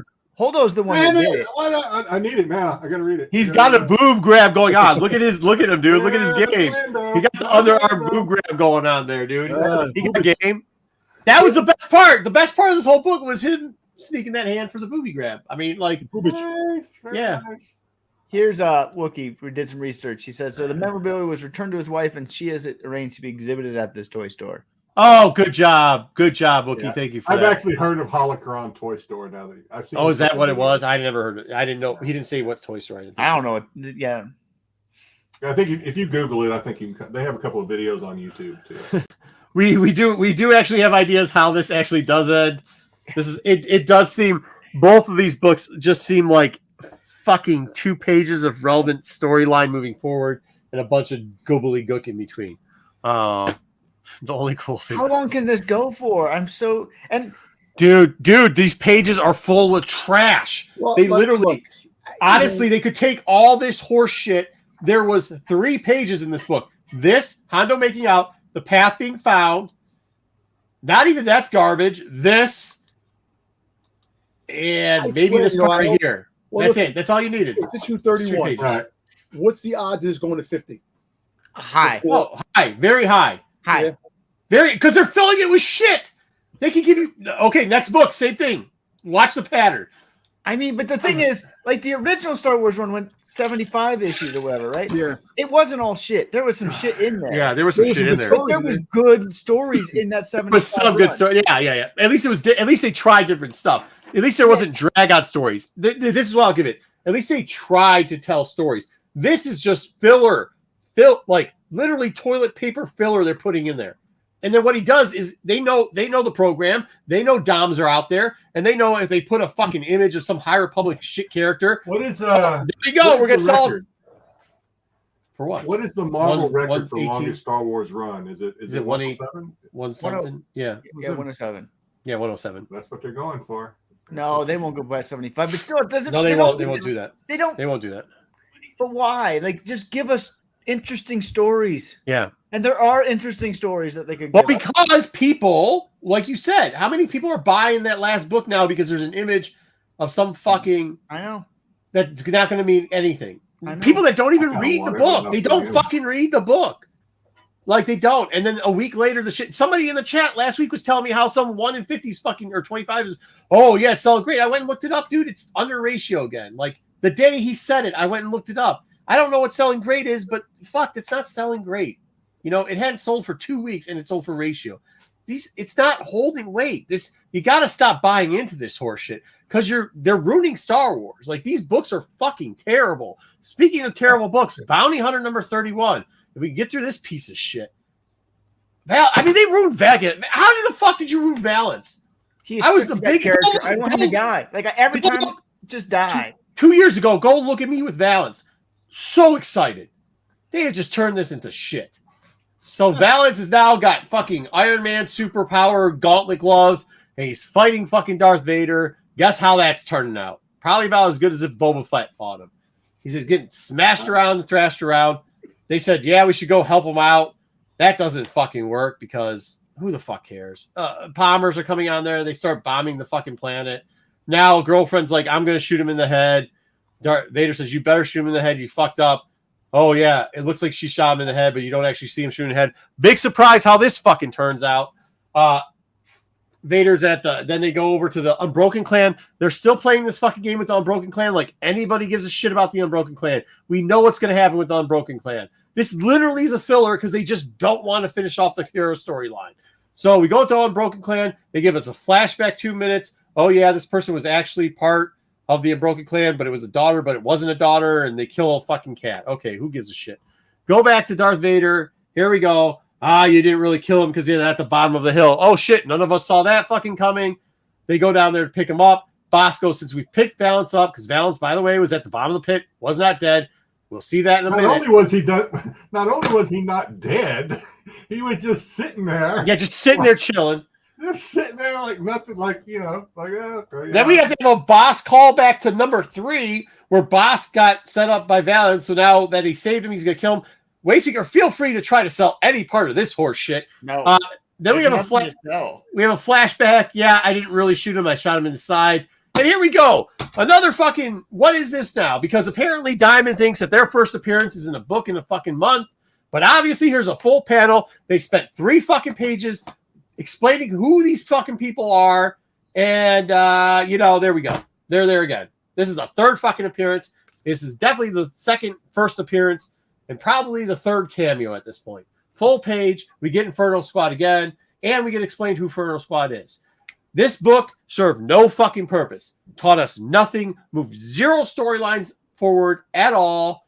Valance is still alive and gets shot in the head. He still hates Darth Vader. That group's still floating down there. A Broken Clan hasn't been cloned. We've gotten our 3rd appearance of fucking Inferno Squad doing absolutely shit. Just standing there and posing. They haven't done a thing. Not one thing. Not a fucking thing. And then the next comic is called The Deadly Spirit Quest of Zuckuss. Like, what? Why do we want that? And there'll be another cameo. They're going to be in it because they're on the cover. It's not a fucking cameo. Yeah, they'll be on 2 fucking pages. They won't do anything. The 5th appearance, the 5th cameo, the 5th whatever. Goddamn, it's getting old. Really. Yeah. They did. I mean, BK, like, I don't. This is just shit. It's so fucking terrible what they've done. I don't. Go ahead, Jedi. Save it. No, I just don't understand. I don't understand why they keep bringing Vader. I mean, Vader sells, I guess.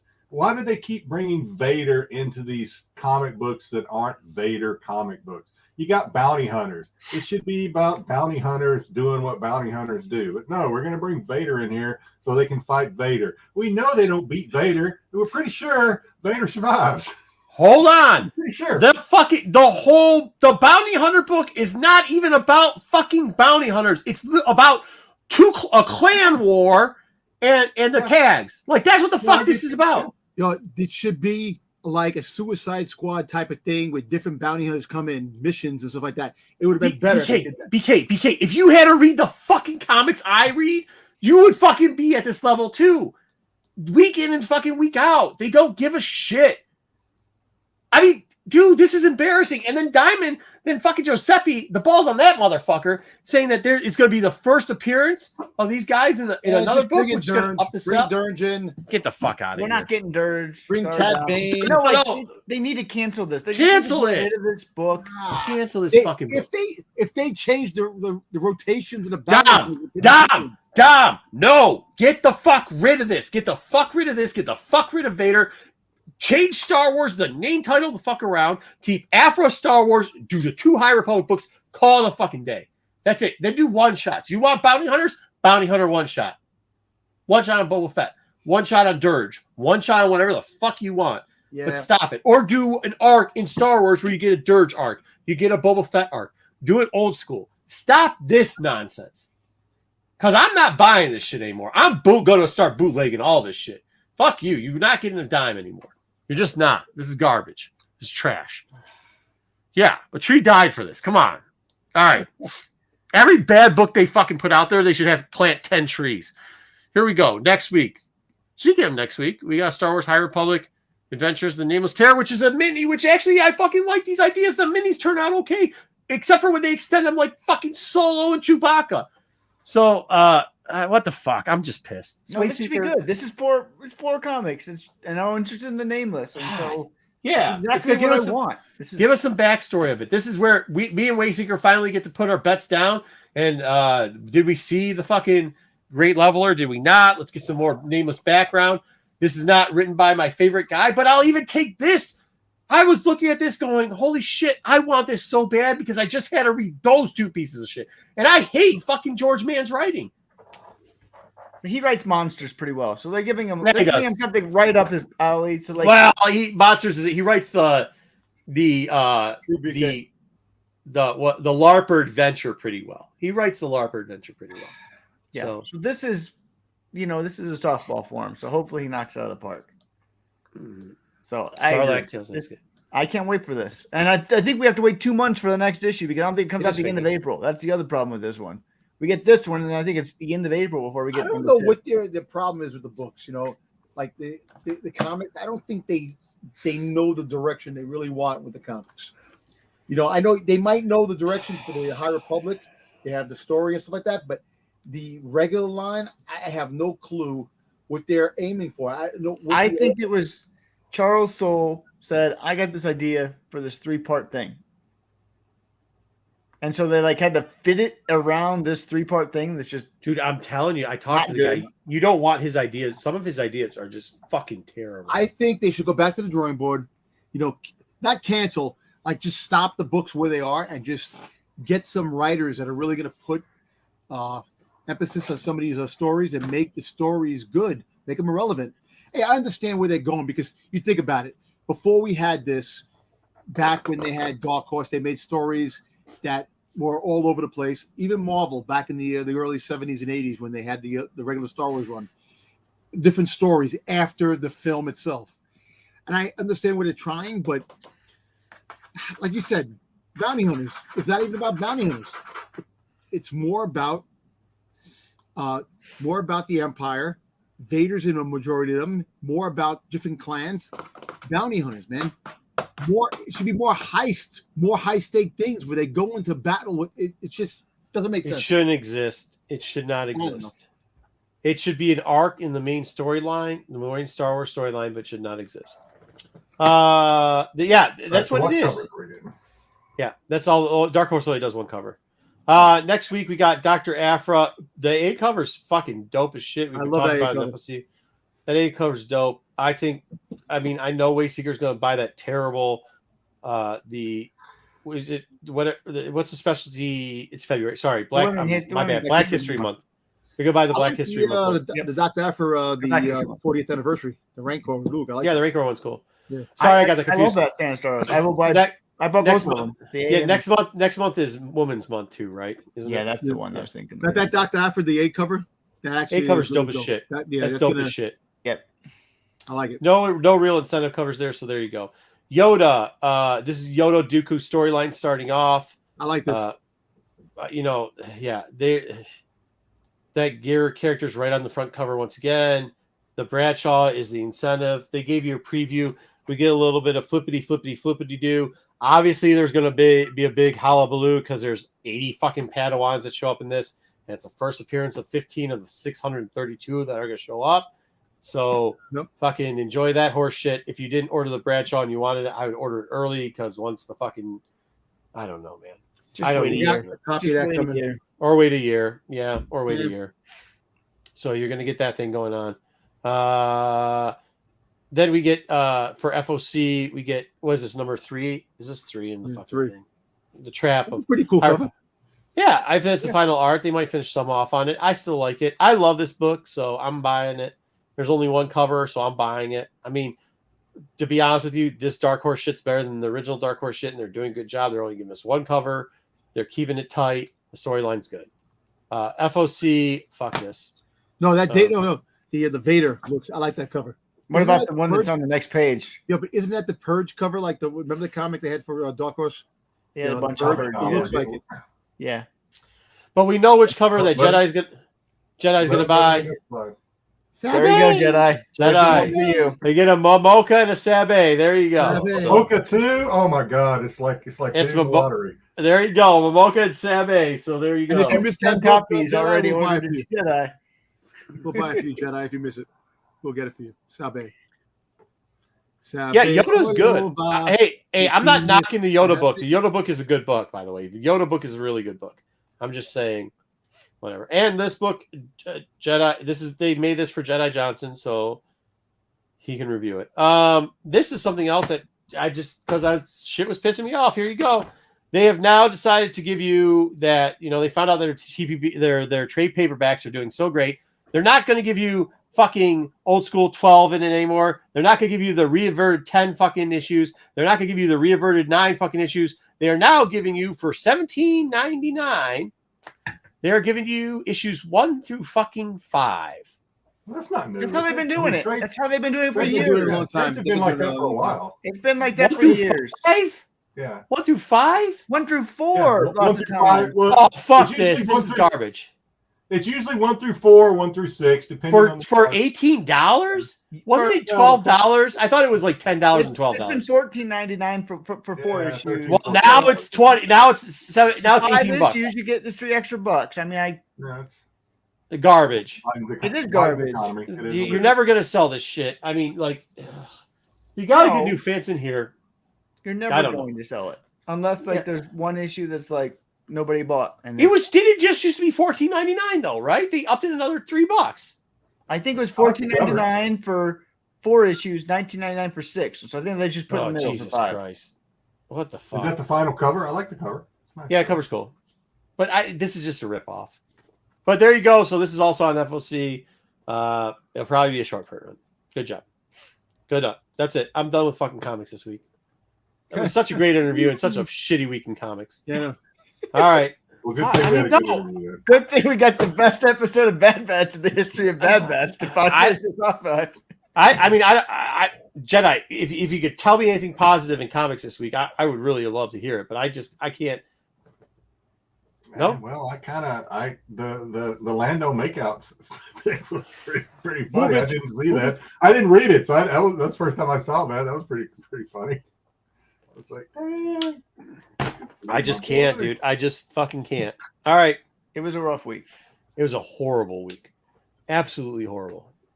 It's shitting in your fucking Cheerios. And, Let's I go. don't know that it ain't gonna get any better. and honestly, this episode This isn't as bad as the comics. Get out of here. honestly, this episode wasn't bad. It just wasn't good. Like it gave more. there's like 3 minutes in this episode that gave more to the story. Well, the story with the Omega and Tech, Yeah, which was really a good thing. it gave you like 3 minutes Yeah. of like good, moving the story along. It wasn't a filler episode. It just wasn't. It wasn't what we needed. Like to me personally, I know Marco doesn't mind. I don't care. Yeah, I like it. It's the crossing. Yeah. We got they're going this mine for Sid that was it Ipsium? Is that what it's called? Yeah. Yeah, Yeah. looking for Ipsium, which is this very explosive element in its natural state, but can be very expensive when it's refined. Find out they go in here, they split up because they're like, what do we do now? We're down a person. So like, we really want 3 people inside, but we need 2 people out here. We can't leave, Omega by herself because we No, know I mean, this is like very foreshadowing for children. We saw what was happening. it's foreshadowing. It's also trying to show like they don't know what to do because they are down a person and they're still trying to figure things out. So it's 2 in, 2 out.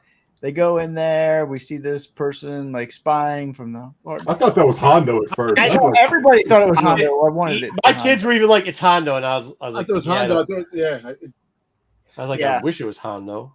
It would have been totally cooler of an episode. Who's the person in chat that's like Hondo? Like Yeah. that's what we were all hoping for. What's his name? Yeah. So then they find this little bit of Ipsium in this mine. They're like, we can't reach it, so we got to go get Amigo. Amigo goes in and, Yeah. gets it, whatever. While they're doing that, this guy steals the ship, figures it out. Poor Wrecker doesn't have a clue what's going on. So they got to go travel to the nearest town because they don't have a ship, which is like 40 clicks south or whatever. They're arguing the whole time because, they're all doing things they aren't normally set to do. They all miss Echo in their own way. The kids, while watching this, the kids kept bringing up like it would be easier with Echo. So, I mean, I guess whatever's happening, it's working. I didn't have a problem with the show. And they, I feel bad for poor, oh God, I can't think of his name. Amigo? The big guy. Oh, the big guy. Wrecker? I feel bad for Wrecker. He gets blamed, but it was his fault. Tech, it was. No, it wasn't. It wasn't his fault. It was not his fault. The guy, so they've got it's in his name, Tech. Are you telling me there's nothing you can do to lock down your ship? It's in your name. Your name is Tech. Oh, right? 2 parts. Andy called him away. Andy called him away to kill shit. Yeah. Yeah. Yeah. Poor Wrecker. Yeah, poor Wrecker. Wrecker gets a bad end of the deal on lots of episodes. He's the comedic, tried to be the comedic. And in this episode too, and I think it failed. We'll talk about that a little bit later. Child labor, Joe. So we got Lion King Part 3. Yeah.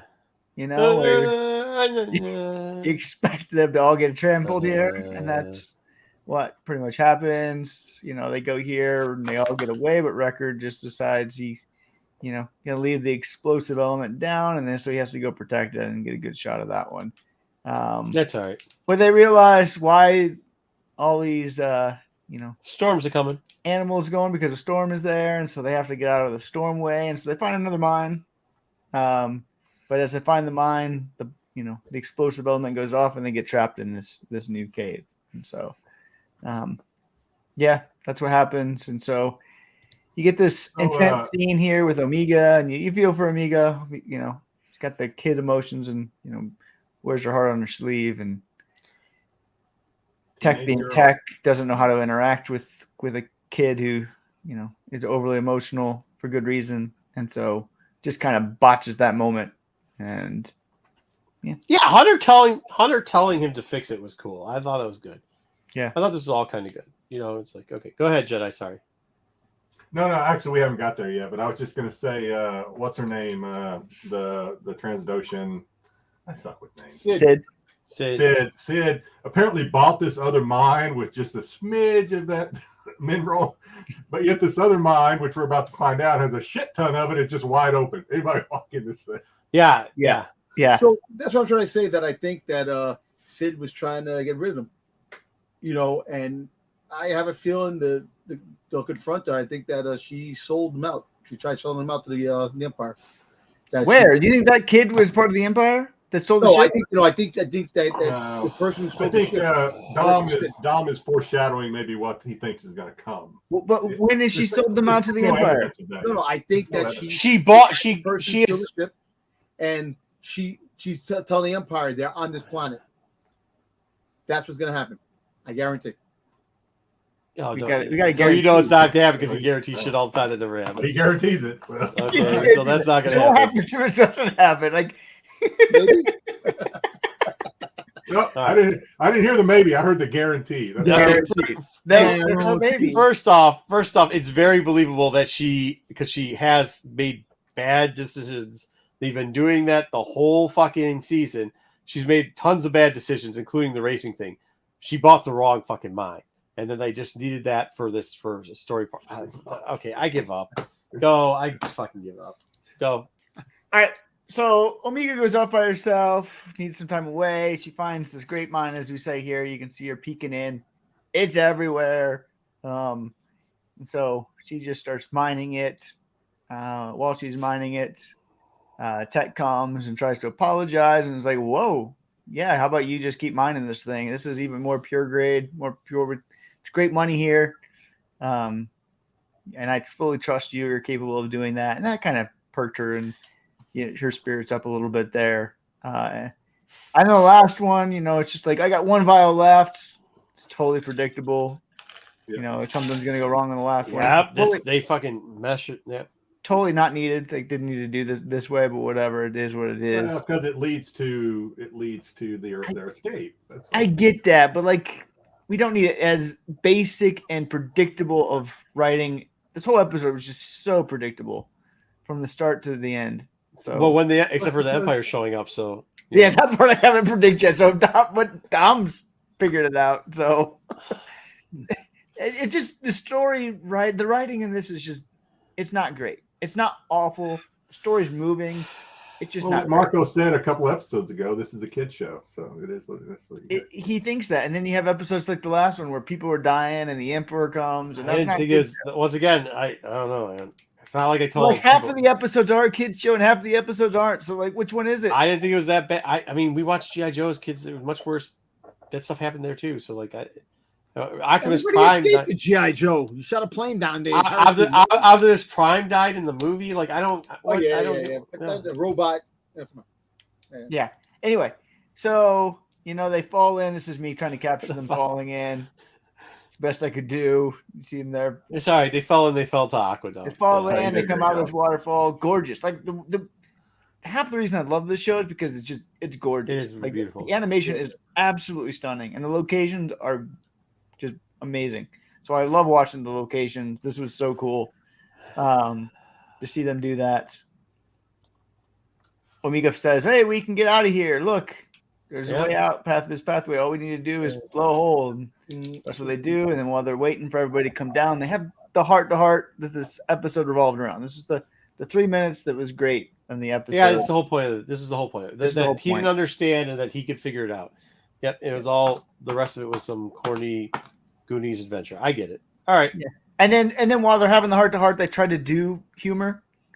And it just flopped, right? Because you have Wrecker coming in here screaming bloody murder in the middle of it. He doesn't like heights. He doesn't like heights. Yeah, I didn't have a problem with it. Wayseeker, I mean, is there no fun in your life? This is lighthearted. Plenty of fun. I just read books. That's like lightheartedness, like is fuck being lighthearted. Fuck that. It's not serious enough. Okay, bud. Okay. But it wasn't funny. This guy up here going, this isn't the Odyssey. This guy down here going, Boba Fett. I mean, what the fuck? Listen, make a Boba Fett animated series. I'll enjoy that too. Oh, we need Boba Fett and the Odyssey put together. That's what we need to do. But that is Wrecker, right? And maybe it does work at the end because we see it so much, but the funny thing, the reason Wrecker is kind of the humor or the funny Jedi agree is that he's built like Hulk, but he's got the fears of a child. Yes, and he's a man child. He's a big ass man child. Oh, Marco's out. He's big ass man child. No, I'm agreeing with Jedi. 100% agreeing with Jedi. Oh, he's a big man child. I don't understand. Yes, Jedi hit it on the head. I didn't think it was that complicated. Thank you, Jedi, for doing that. It just wasn't funny, but anyway, what's going on? It is. All right, go ahead. Humorous. I mean, so they blow it up. This is one of my better capture shots there of the where they get out. Harris, she's not force sensitive. No, they go to the town. They already told us. It's completely abandoned, but there's a tower there, so they're able to call Sid. And Sid's like, "Yeah, you got to do it on your own for a while." And they're like, "Yeah, but we've saved you multiple times." And she's like, "Well, I'll try to figure something out in a few days," and that's how it ends. And so, it's like, but you see Omega coming around, being like, "We'll figure it out." That's what we always do. So she realizes that that's what this team is about. So it was good to see her progress and develop. And I like the ending. I hope we don't get another week on this planet. Like we are. I just don't want that. We are. At least part of a show is going to be on the planet. It has to be. They're going to. It doesn't have to be. It can be. Who knows where in the future? Maybe they get saved by Rex. They're not getting saved by Rex. They already said they can't have communication with Echo because he's turned it off because they're on a secret mission. They can't get saved by Rex. They already. Do you think this is a way? Okay, we know what Dom's opinion on. Do you think this is a way where they can finally break away from doing these little side missions from Sid and then get into like when they get back from this planet, Rex gives them a special mission and then they run across because we have not seen him and it's about time he shows up. Is Crosshair again? They have to get back into Crosshair. Is this leading into a Crosshair arc? Potentially, yeah. I guess it's going to be a while. I don't know exactly it's going to be a while before we see Crosshair again. Well, because what episode is this, and how many episodes are there again? 16. This 16. is 9.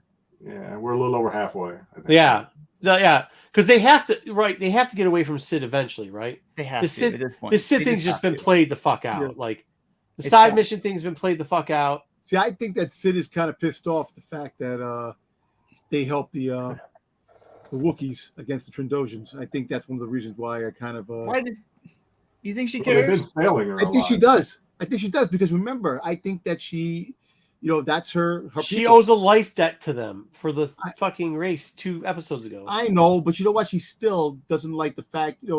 It's a thing that.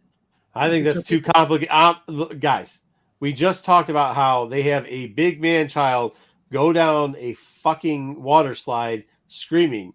And that's the amount of, that's how sophisticated this fucking show is. You just did 15 degrees of fucking Clone Wars. And that shit is not where this show is. This show is very fucking simple. Very, you started watching the 5 minutes, you knew what the fuck was going to happen in the end. And you're thinking they're going to flip this.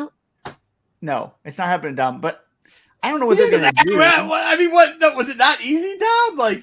This is an easy watchable show. You throw a little, you turn the switch, man. Like eventually, this show is Turn what switch? Kids, but it definitely is a. Okay, even if it's not for fucking kids, they've telegraphed the whole fucking show for us.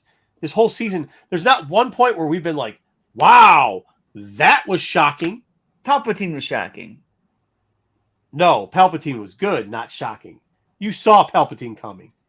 Did you know that he was behind? You had to know he was coming because they told you the whole time. They had his guy tell you the whole fucking show. Palpatine's coming at the end of this, and by the way, you're going to die. He said it 5 fucking. He walked down a fucking hallway and said it. How did you see Palpatine coming? He just said, you gotta deal with it. I thought that was shocking. That was good. That was good. It was good. I will agree it was good. But if you didn't see him coming, I mean, they go back and watch the episode. I They watched gave you it. I watched it multiple times. I cut it. They gave you 50 fucking clues that Palpatine was coming at the end. Jedi, go ahead, please. Jedi didn't watch that episode until after the. No, Yeah, well, no, I mean, but, I watched it after the fact. After you had done your but review, Jedi, so. Jedi? Have you been shocked or surprised at anything that's happened in Bad Batch so far through 9? I mean, at 16, we're more than halfway there. Well, I really can't. I really can't fairly say about that last episode because the one with Palpatine because, like I said, because we ruined it. I didn't Yeah. watch it until you guys had already Ruined it. reported on it. So yeah, I saw that coming. The other stuff has been pretty. It's been kind of what you kind of expect. It's probably less than I expected, to be honest with you. I wanted a little more substance, and we're not getting it yet. I think maybe towards the end, once they start, everything kind of leads to something, right? Or at least we hope it does. So this episode was fun. I didn't hate it as much as a couple of the previous ones that I didn't like as much, but it didn't have what's her name in it, so that's cool. Appreciate that. And Wanda Sykes, so thank you for that. Yeah. But yeah, I mean, keep watching it. I think it'll. Yeah. I don't think we're gonna have that fan. And we might, but I don't think. I don't think Boba Fett's gonna find them and save them, and they're gonna he's gonna get introduced to his lost sister Omega. I don't think it's gonna be nothing like that. But You did say that. You did say Lost Sister Omega introduction together. You did. Yeah, say but that. Last season. Yeah. Oh yeah, but I didn't say that Boba Fett was going to rescue him. no, But you were thinking it. All right. I mean, yeah, I didn't think. Once again, I didn't think this episode was bad. I'm just. well, you know what? Listen, I've it wasn't watched a full Resistance, episode. so after that, fuck, man. It's a turning point. This is actually a turning point to the team. For you to think that the Empire is going to come in, that's what your turning point is. I actually think. Well, I don't know. To Dom's defense, I think I don't think she's going to sell them out to the Empire necessarily. I think, but Marco makes a good point. She just did the life debt, et cetera, et cetera. I think they're starting to see, or will start to see, that they are not family to Sid, that they are hired help, and that's how she kind of views them. And maybe just kind of the that's bloodline. Yeah, The bloodline in wrestling. Sami Zayn wasn't the blood. You know what I'm saying? So I know. No, I don't know what you're saying. But I agree with Jedi. I think that's it. I think we got the arc of if you looked at the show, it's like, yeah, we're family, but we're not really family because Echo leaves. Right. And then at the end, we'll call Sid, she's family. Nah, I hire you guys. Figure it out and get back and give me my stuff. And I think that's kind of where we're going, to the point where it's like, okay, cool. Let's go back and get our last family member, who is, it's leading up to the black sheep guy, right? Like, that's what we're doing here, right? That's what we're doing? No? Fuck it. I don't care, man. Oh, they're sitting on I think we all agreed last season that that's ultimately that's where this was going. They're sitting on a ton of money on this Ipsium. Like, they don't owe that to Sid. That's not Sid's. They're giving it to Sid. You think they'll Sid give will spin it to where they owe it to. It's theirs. They know where that mine is too. Like, there's a ton more there. Now, the person that stole the ship. It's not that complicated of a scene. Well, the person that stole the ship. You're making it too complicated. The person that stole the ship. There is that too. What race and what motives? I don't fucking. They stole the ship. You're kidding me, right? Literally before the fucking thing stole the ship, they said, "Hey, watch the ship because there's a bunch of thieves in this planet, notoriously for stealing fucking ships." And then guess what happened? A thief came out, stole the fucking ship. What are we doing here? It's a copy-paste fucking show. I don't think there's anything to that, maybe, other than somebody stole their ship. Now, okay, you know what? It is what it is. I don't think so. I mean, maybe you're right, Don. Maybe it does lead to something. I don't necessarily think it has to, though. No, I think they're back though. Yes, I think that's the whole point. Is they're going to go now and they're going to have their next big thing is they're going to have to figure out how to infiltrate a fucking thing. They're going to blow up and use some of it, and Sid's going to go, "Where's all my Athenium or whatever?" They're going to get back there and they're be like, "Fuck you, Sid. We're not family either." Deuces. I would love them to say that. But I'm not going to say it like that. No, I'm just saying. It's a kid's show, Dom. It's a kid's show, Dom. Damn. I halfway. I mean, this is how lazy I expect them to be sometimes. Yeah. I halfway expected that damn ship to be sitting in that little town they stumbled upon. Oh, yeah, absolutely. Like, okay, and just go and beating him up. No, but they're gonna. Yeah. They're gonna go. That when she says that they weren't that lazy. Yeah. So thank you for that. What this leads up to them, as you said, is to show that Sid's not family. They're going to go. They're not fucking pulling a Boba Fett where they're blowing up the fucking. Or not Boba Fett, Mando, where they're blowing up the Razor Crest. They're going to go find the Marauder. When they find the Marauder, it's going to be with pirates, and he likes these pirate episodes. They're going to have to go on some fucking quest, and they're going to lose the fucking valuable shit, because that's what the fuck happens. Print, copy, repeat. No. They're going to have to. So what happened to get the shit back? Maybe we'll still get Hondo. It's not going to be. No, they're going to hook up with Wanda Sykes. That's what I was trying to. What if Sid sent Wanda Sykes to save them? No, what if Wanda Sykes is part of that group? Wanda's not part of that group. Remember she did. She works with pirates. No, remember she said she worked with pirates? It's not going to happen. This is Sid would be like, "Oh yeah, my friend is on that planet." I think if anything, they will enlist Wanda's help to find their ship. They might enlist Wanda's help. Okay.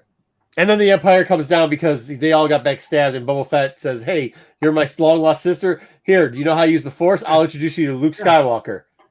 I was on 23andMe, and it says I have a sister. Would you mind spitting into this vial? And Grogu is there. Way to go. I am not your father. Thank God. All right. And Murray Povich shows up. All right. Well, yeah, I mean, I think we should just take it for what it is. And okay. You know what? I think it's time to call the show. We didn't even make it for 3 hours. That's nice. I know. We're doing really good. Let's not go off the rails now. No. I think we're done. I think we're good. Good show. Yeah. Hey, can I do a PS? Can I do a PS? You can't plug anything. You can't do a PSA. You can't do it. Yes, one. Go ahead. Go ahead. So our Friday episode of Malcolm Madness is not doing really good as far as the view goes. So Dom and I feel like maybe we're slipping. Maybe we need to step it up. So as I said. Dom, this next episode, I'm not reviewing a thing. Dom is going to do the review, and he's going to review. Tell him, Dom. I'm going to review MILF Manor. MILF Manor. So, this is bad. This is bad. We promise, and it's going to happen. It's going to happen. No more PSAs. Okay. What? Good thing it's pre-taped. Well, we don't watch the pre-tape though. We just cut the two portions together and send it out there. Guilty pleasures, man. I don't Apparently, even know. Dom doesn't watch anything except for Milf. I haven't watched That's- anything. So we were sitting down, me and my wife are laughing. We love it. That doesn't surprise me for some reason. Oh, good Lord. Yeah, I wish if I was a better writer, I wish we could write fan fiction. Renovision's Pete's the only one with a journalist degree, so he should have been doing this interview, but he didn't show up, so they put a Billy like me in charge of it, which But you know what? But it turned out all I right. can honestly say we did outstanding. a great job. Really? You know, Yeah, it was a great interview and it was fun. Very I'm glad you enjoyed it, Dom. You know, Thank you, Dom, for putting in the hard work, getting him booked and everything. You know, Yeah. and I'm glad it Dom went made well. this happen, Yeah. and it was a great interview. But I tell you what, we couldn't have asked for a better guest. He's awesome. fucking He was amazing. awesome. He was He was awesome. He was amazing. Oh, absolutely awesome. All right. Oh, that's it. I don't know what that SNS MILF thing was. Whatever. Or MCM. Yes, no. SNS was 6, so I was going to do something, but I decided not to do anything that day. But we should have some good content. We're doing fucking spices on Tax Show. So you guys have been asking for that horse shit. We're doing that. I don't know what I'm doing with my life. I'm going to re-question myself over the next 24 hours, and we'll see if we have a show next week, because this is just fucking getting out of control. Next week, toys will be back. I have a couple of collectibles and stuff like that. Can add. Maybe we will review some of the Marvel arcs. We have to get back on. I do like the fact that Jedi has got to read old books, and and then we should guess his opinion ahead of time, and then not tell him, but tell each other. Like maybe he leaves the room for a bit. We guess what his opinion is of the story arc or the mini, and then we get to let him review it, and we see what it is. Because I think we would all be surprised. I was surprised that he enjoyed Jedi and Sith as much as he did. Just like everybody dying and all the Hey, what violence. is the Jedi Survivor, the Cal Kestis book coming out again? That's this coming out March 7th. March 7th? Okay. We got. I mean, so March is going to be jammed packed. So like we have one more week of like whatever. We got Mando, you got Bad Batch, you got books coming out, you got lots of other stuff. So March, Some comics coming out too. March is going to be busy. But we also have probably the NFL. We have the draft. We have the drafting. It was supposed to be today, but we did that, so that's probably going to be next week. We got to get up on the drafting. Hey, we appreciate you guys. It was, to be honest with you, it has been some dry content weeks for Star Wars. It's been slow the last month and a half or so. You guys have stuck with us through whatever we put out there. Thank you for enjoying it. Thank you for supporting us. We're gonna keep going, I guess. And we'll see you next week. Oh wait, do I have to put the button? I have to put the button. All right, let me do the out thing. Anybody else got anything else you want to promote? Check out all the great shows. We got a bunch of things. Next week I'm all getting ready for this con, so I might just do, for all you members, I might just do some random pop-ups where I'm pulling out some of the books that we're going to be putting up in the show or whatever. I don't know, or I'm not. I don't know. What con is it this week, Mother? Huh? What con? The Great Lakes Comic Con, the 2-day one. Yeah. So we'll talk about it on Tech probably, because Dub's there too. All right, guys. Thank you, everybody. Thank you, Jedi. Thank you, Dom. Thank you, Wade.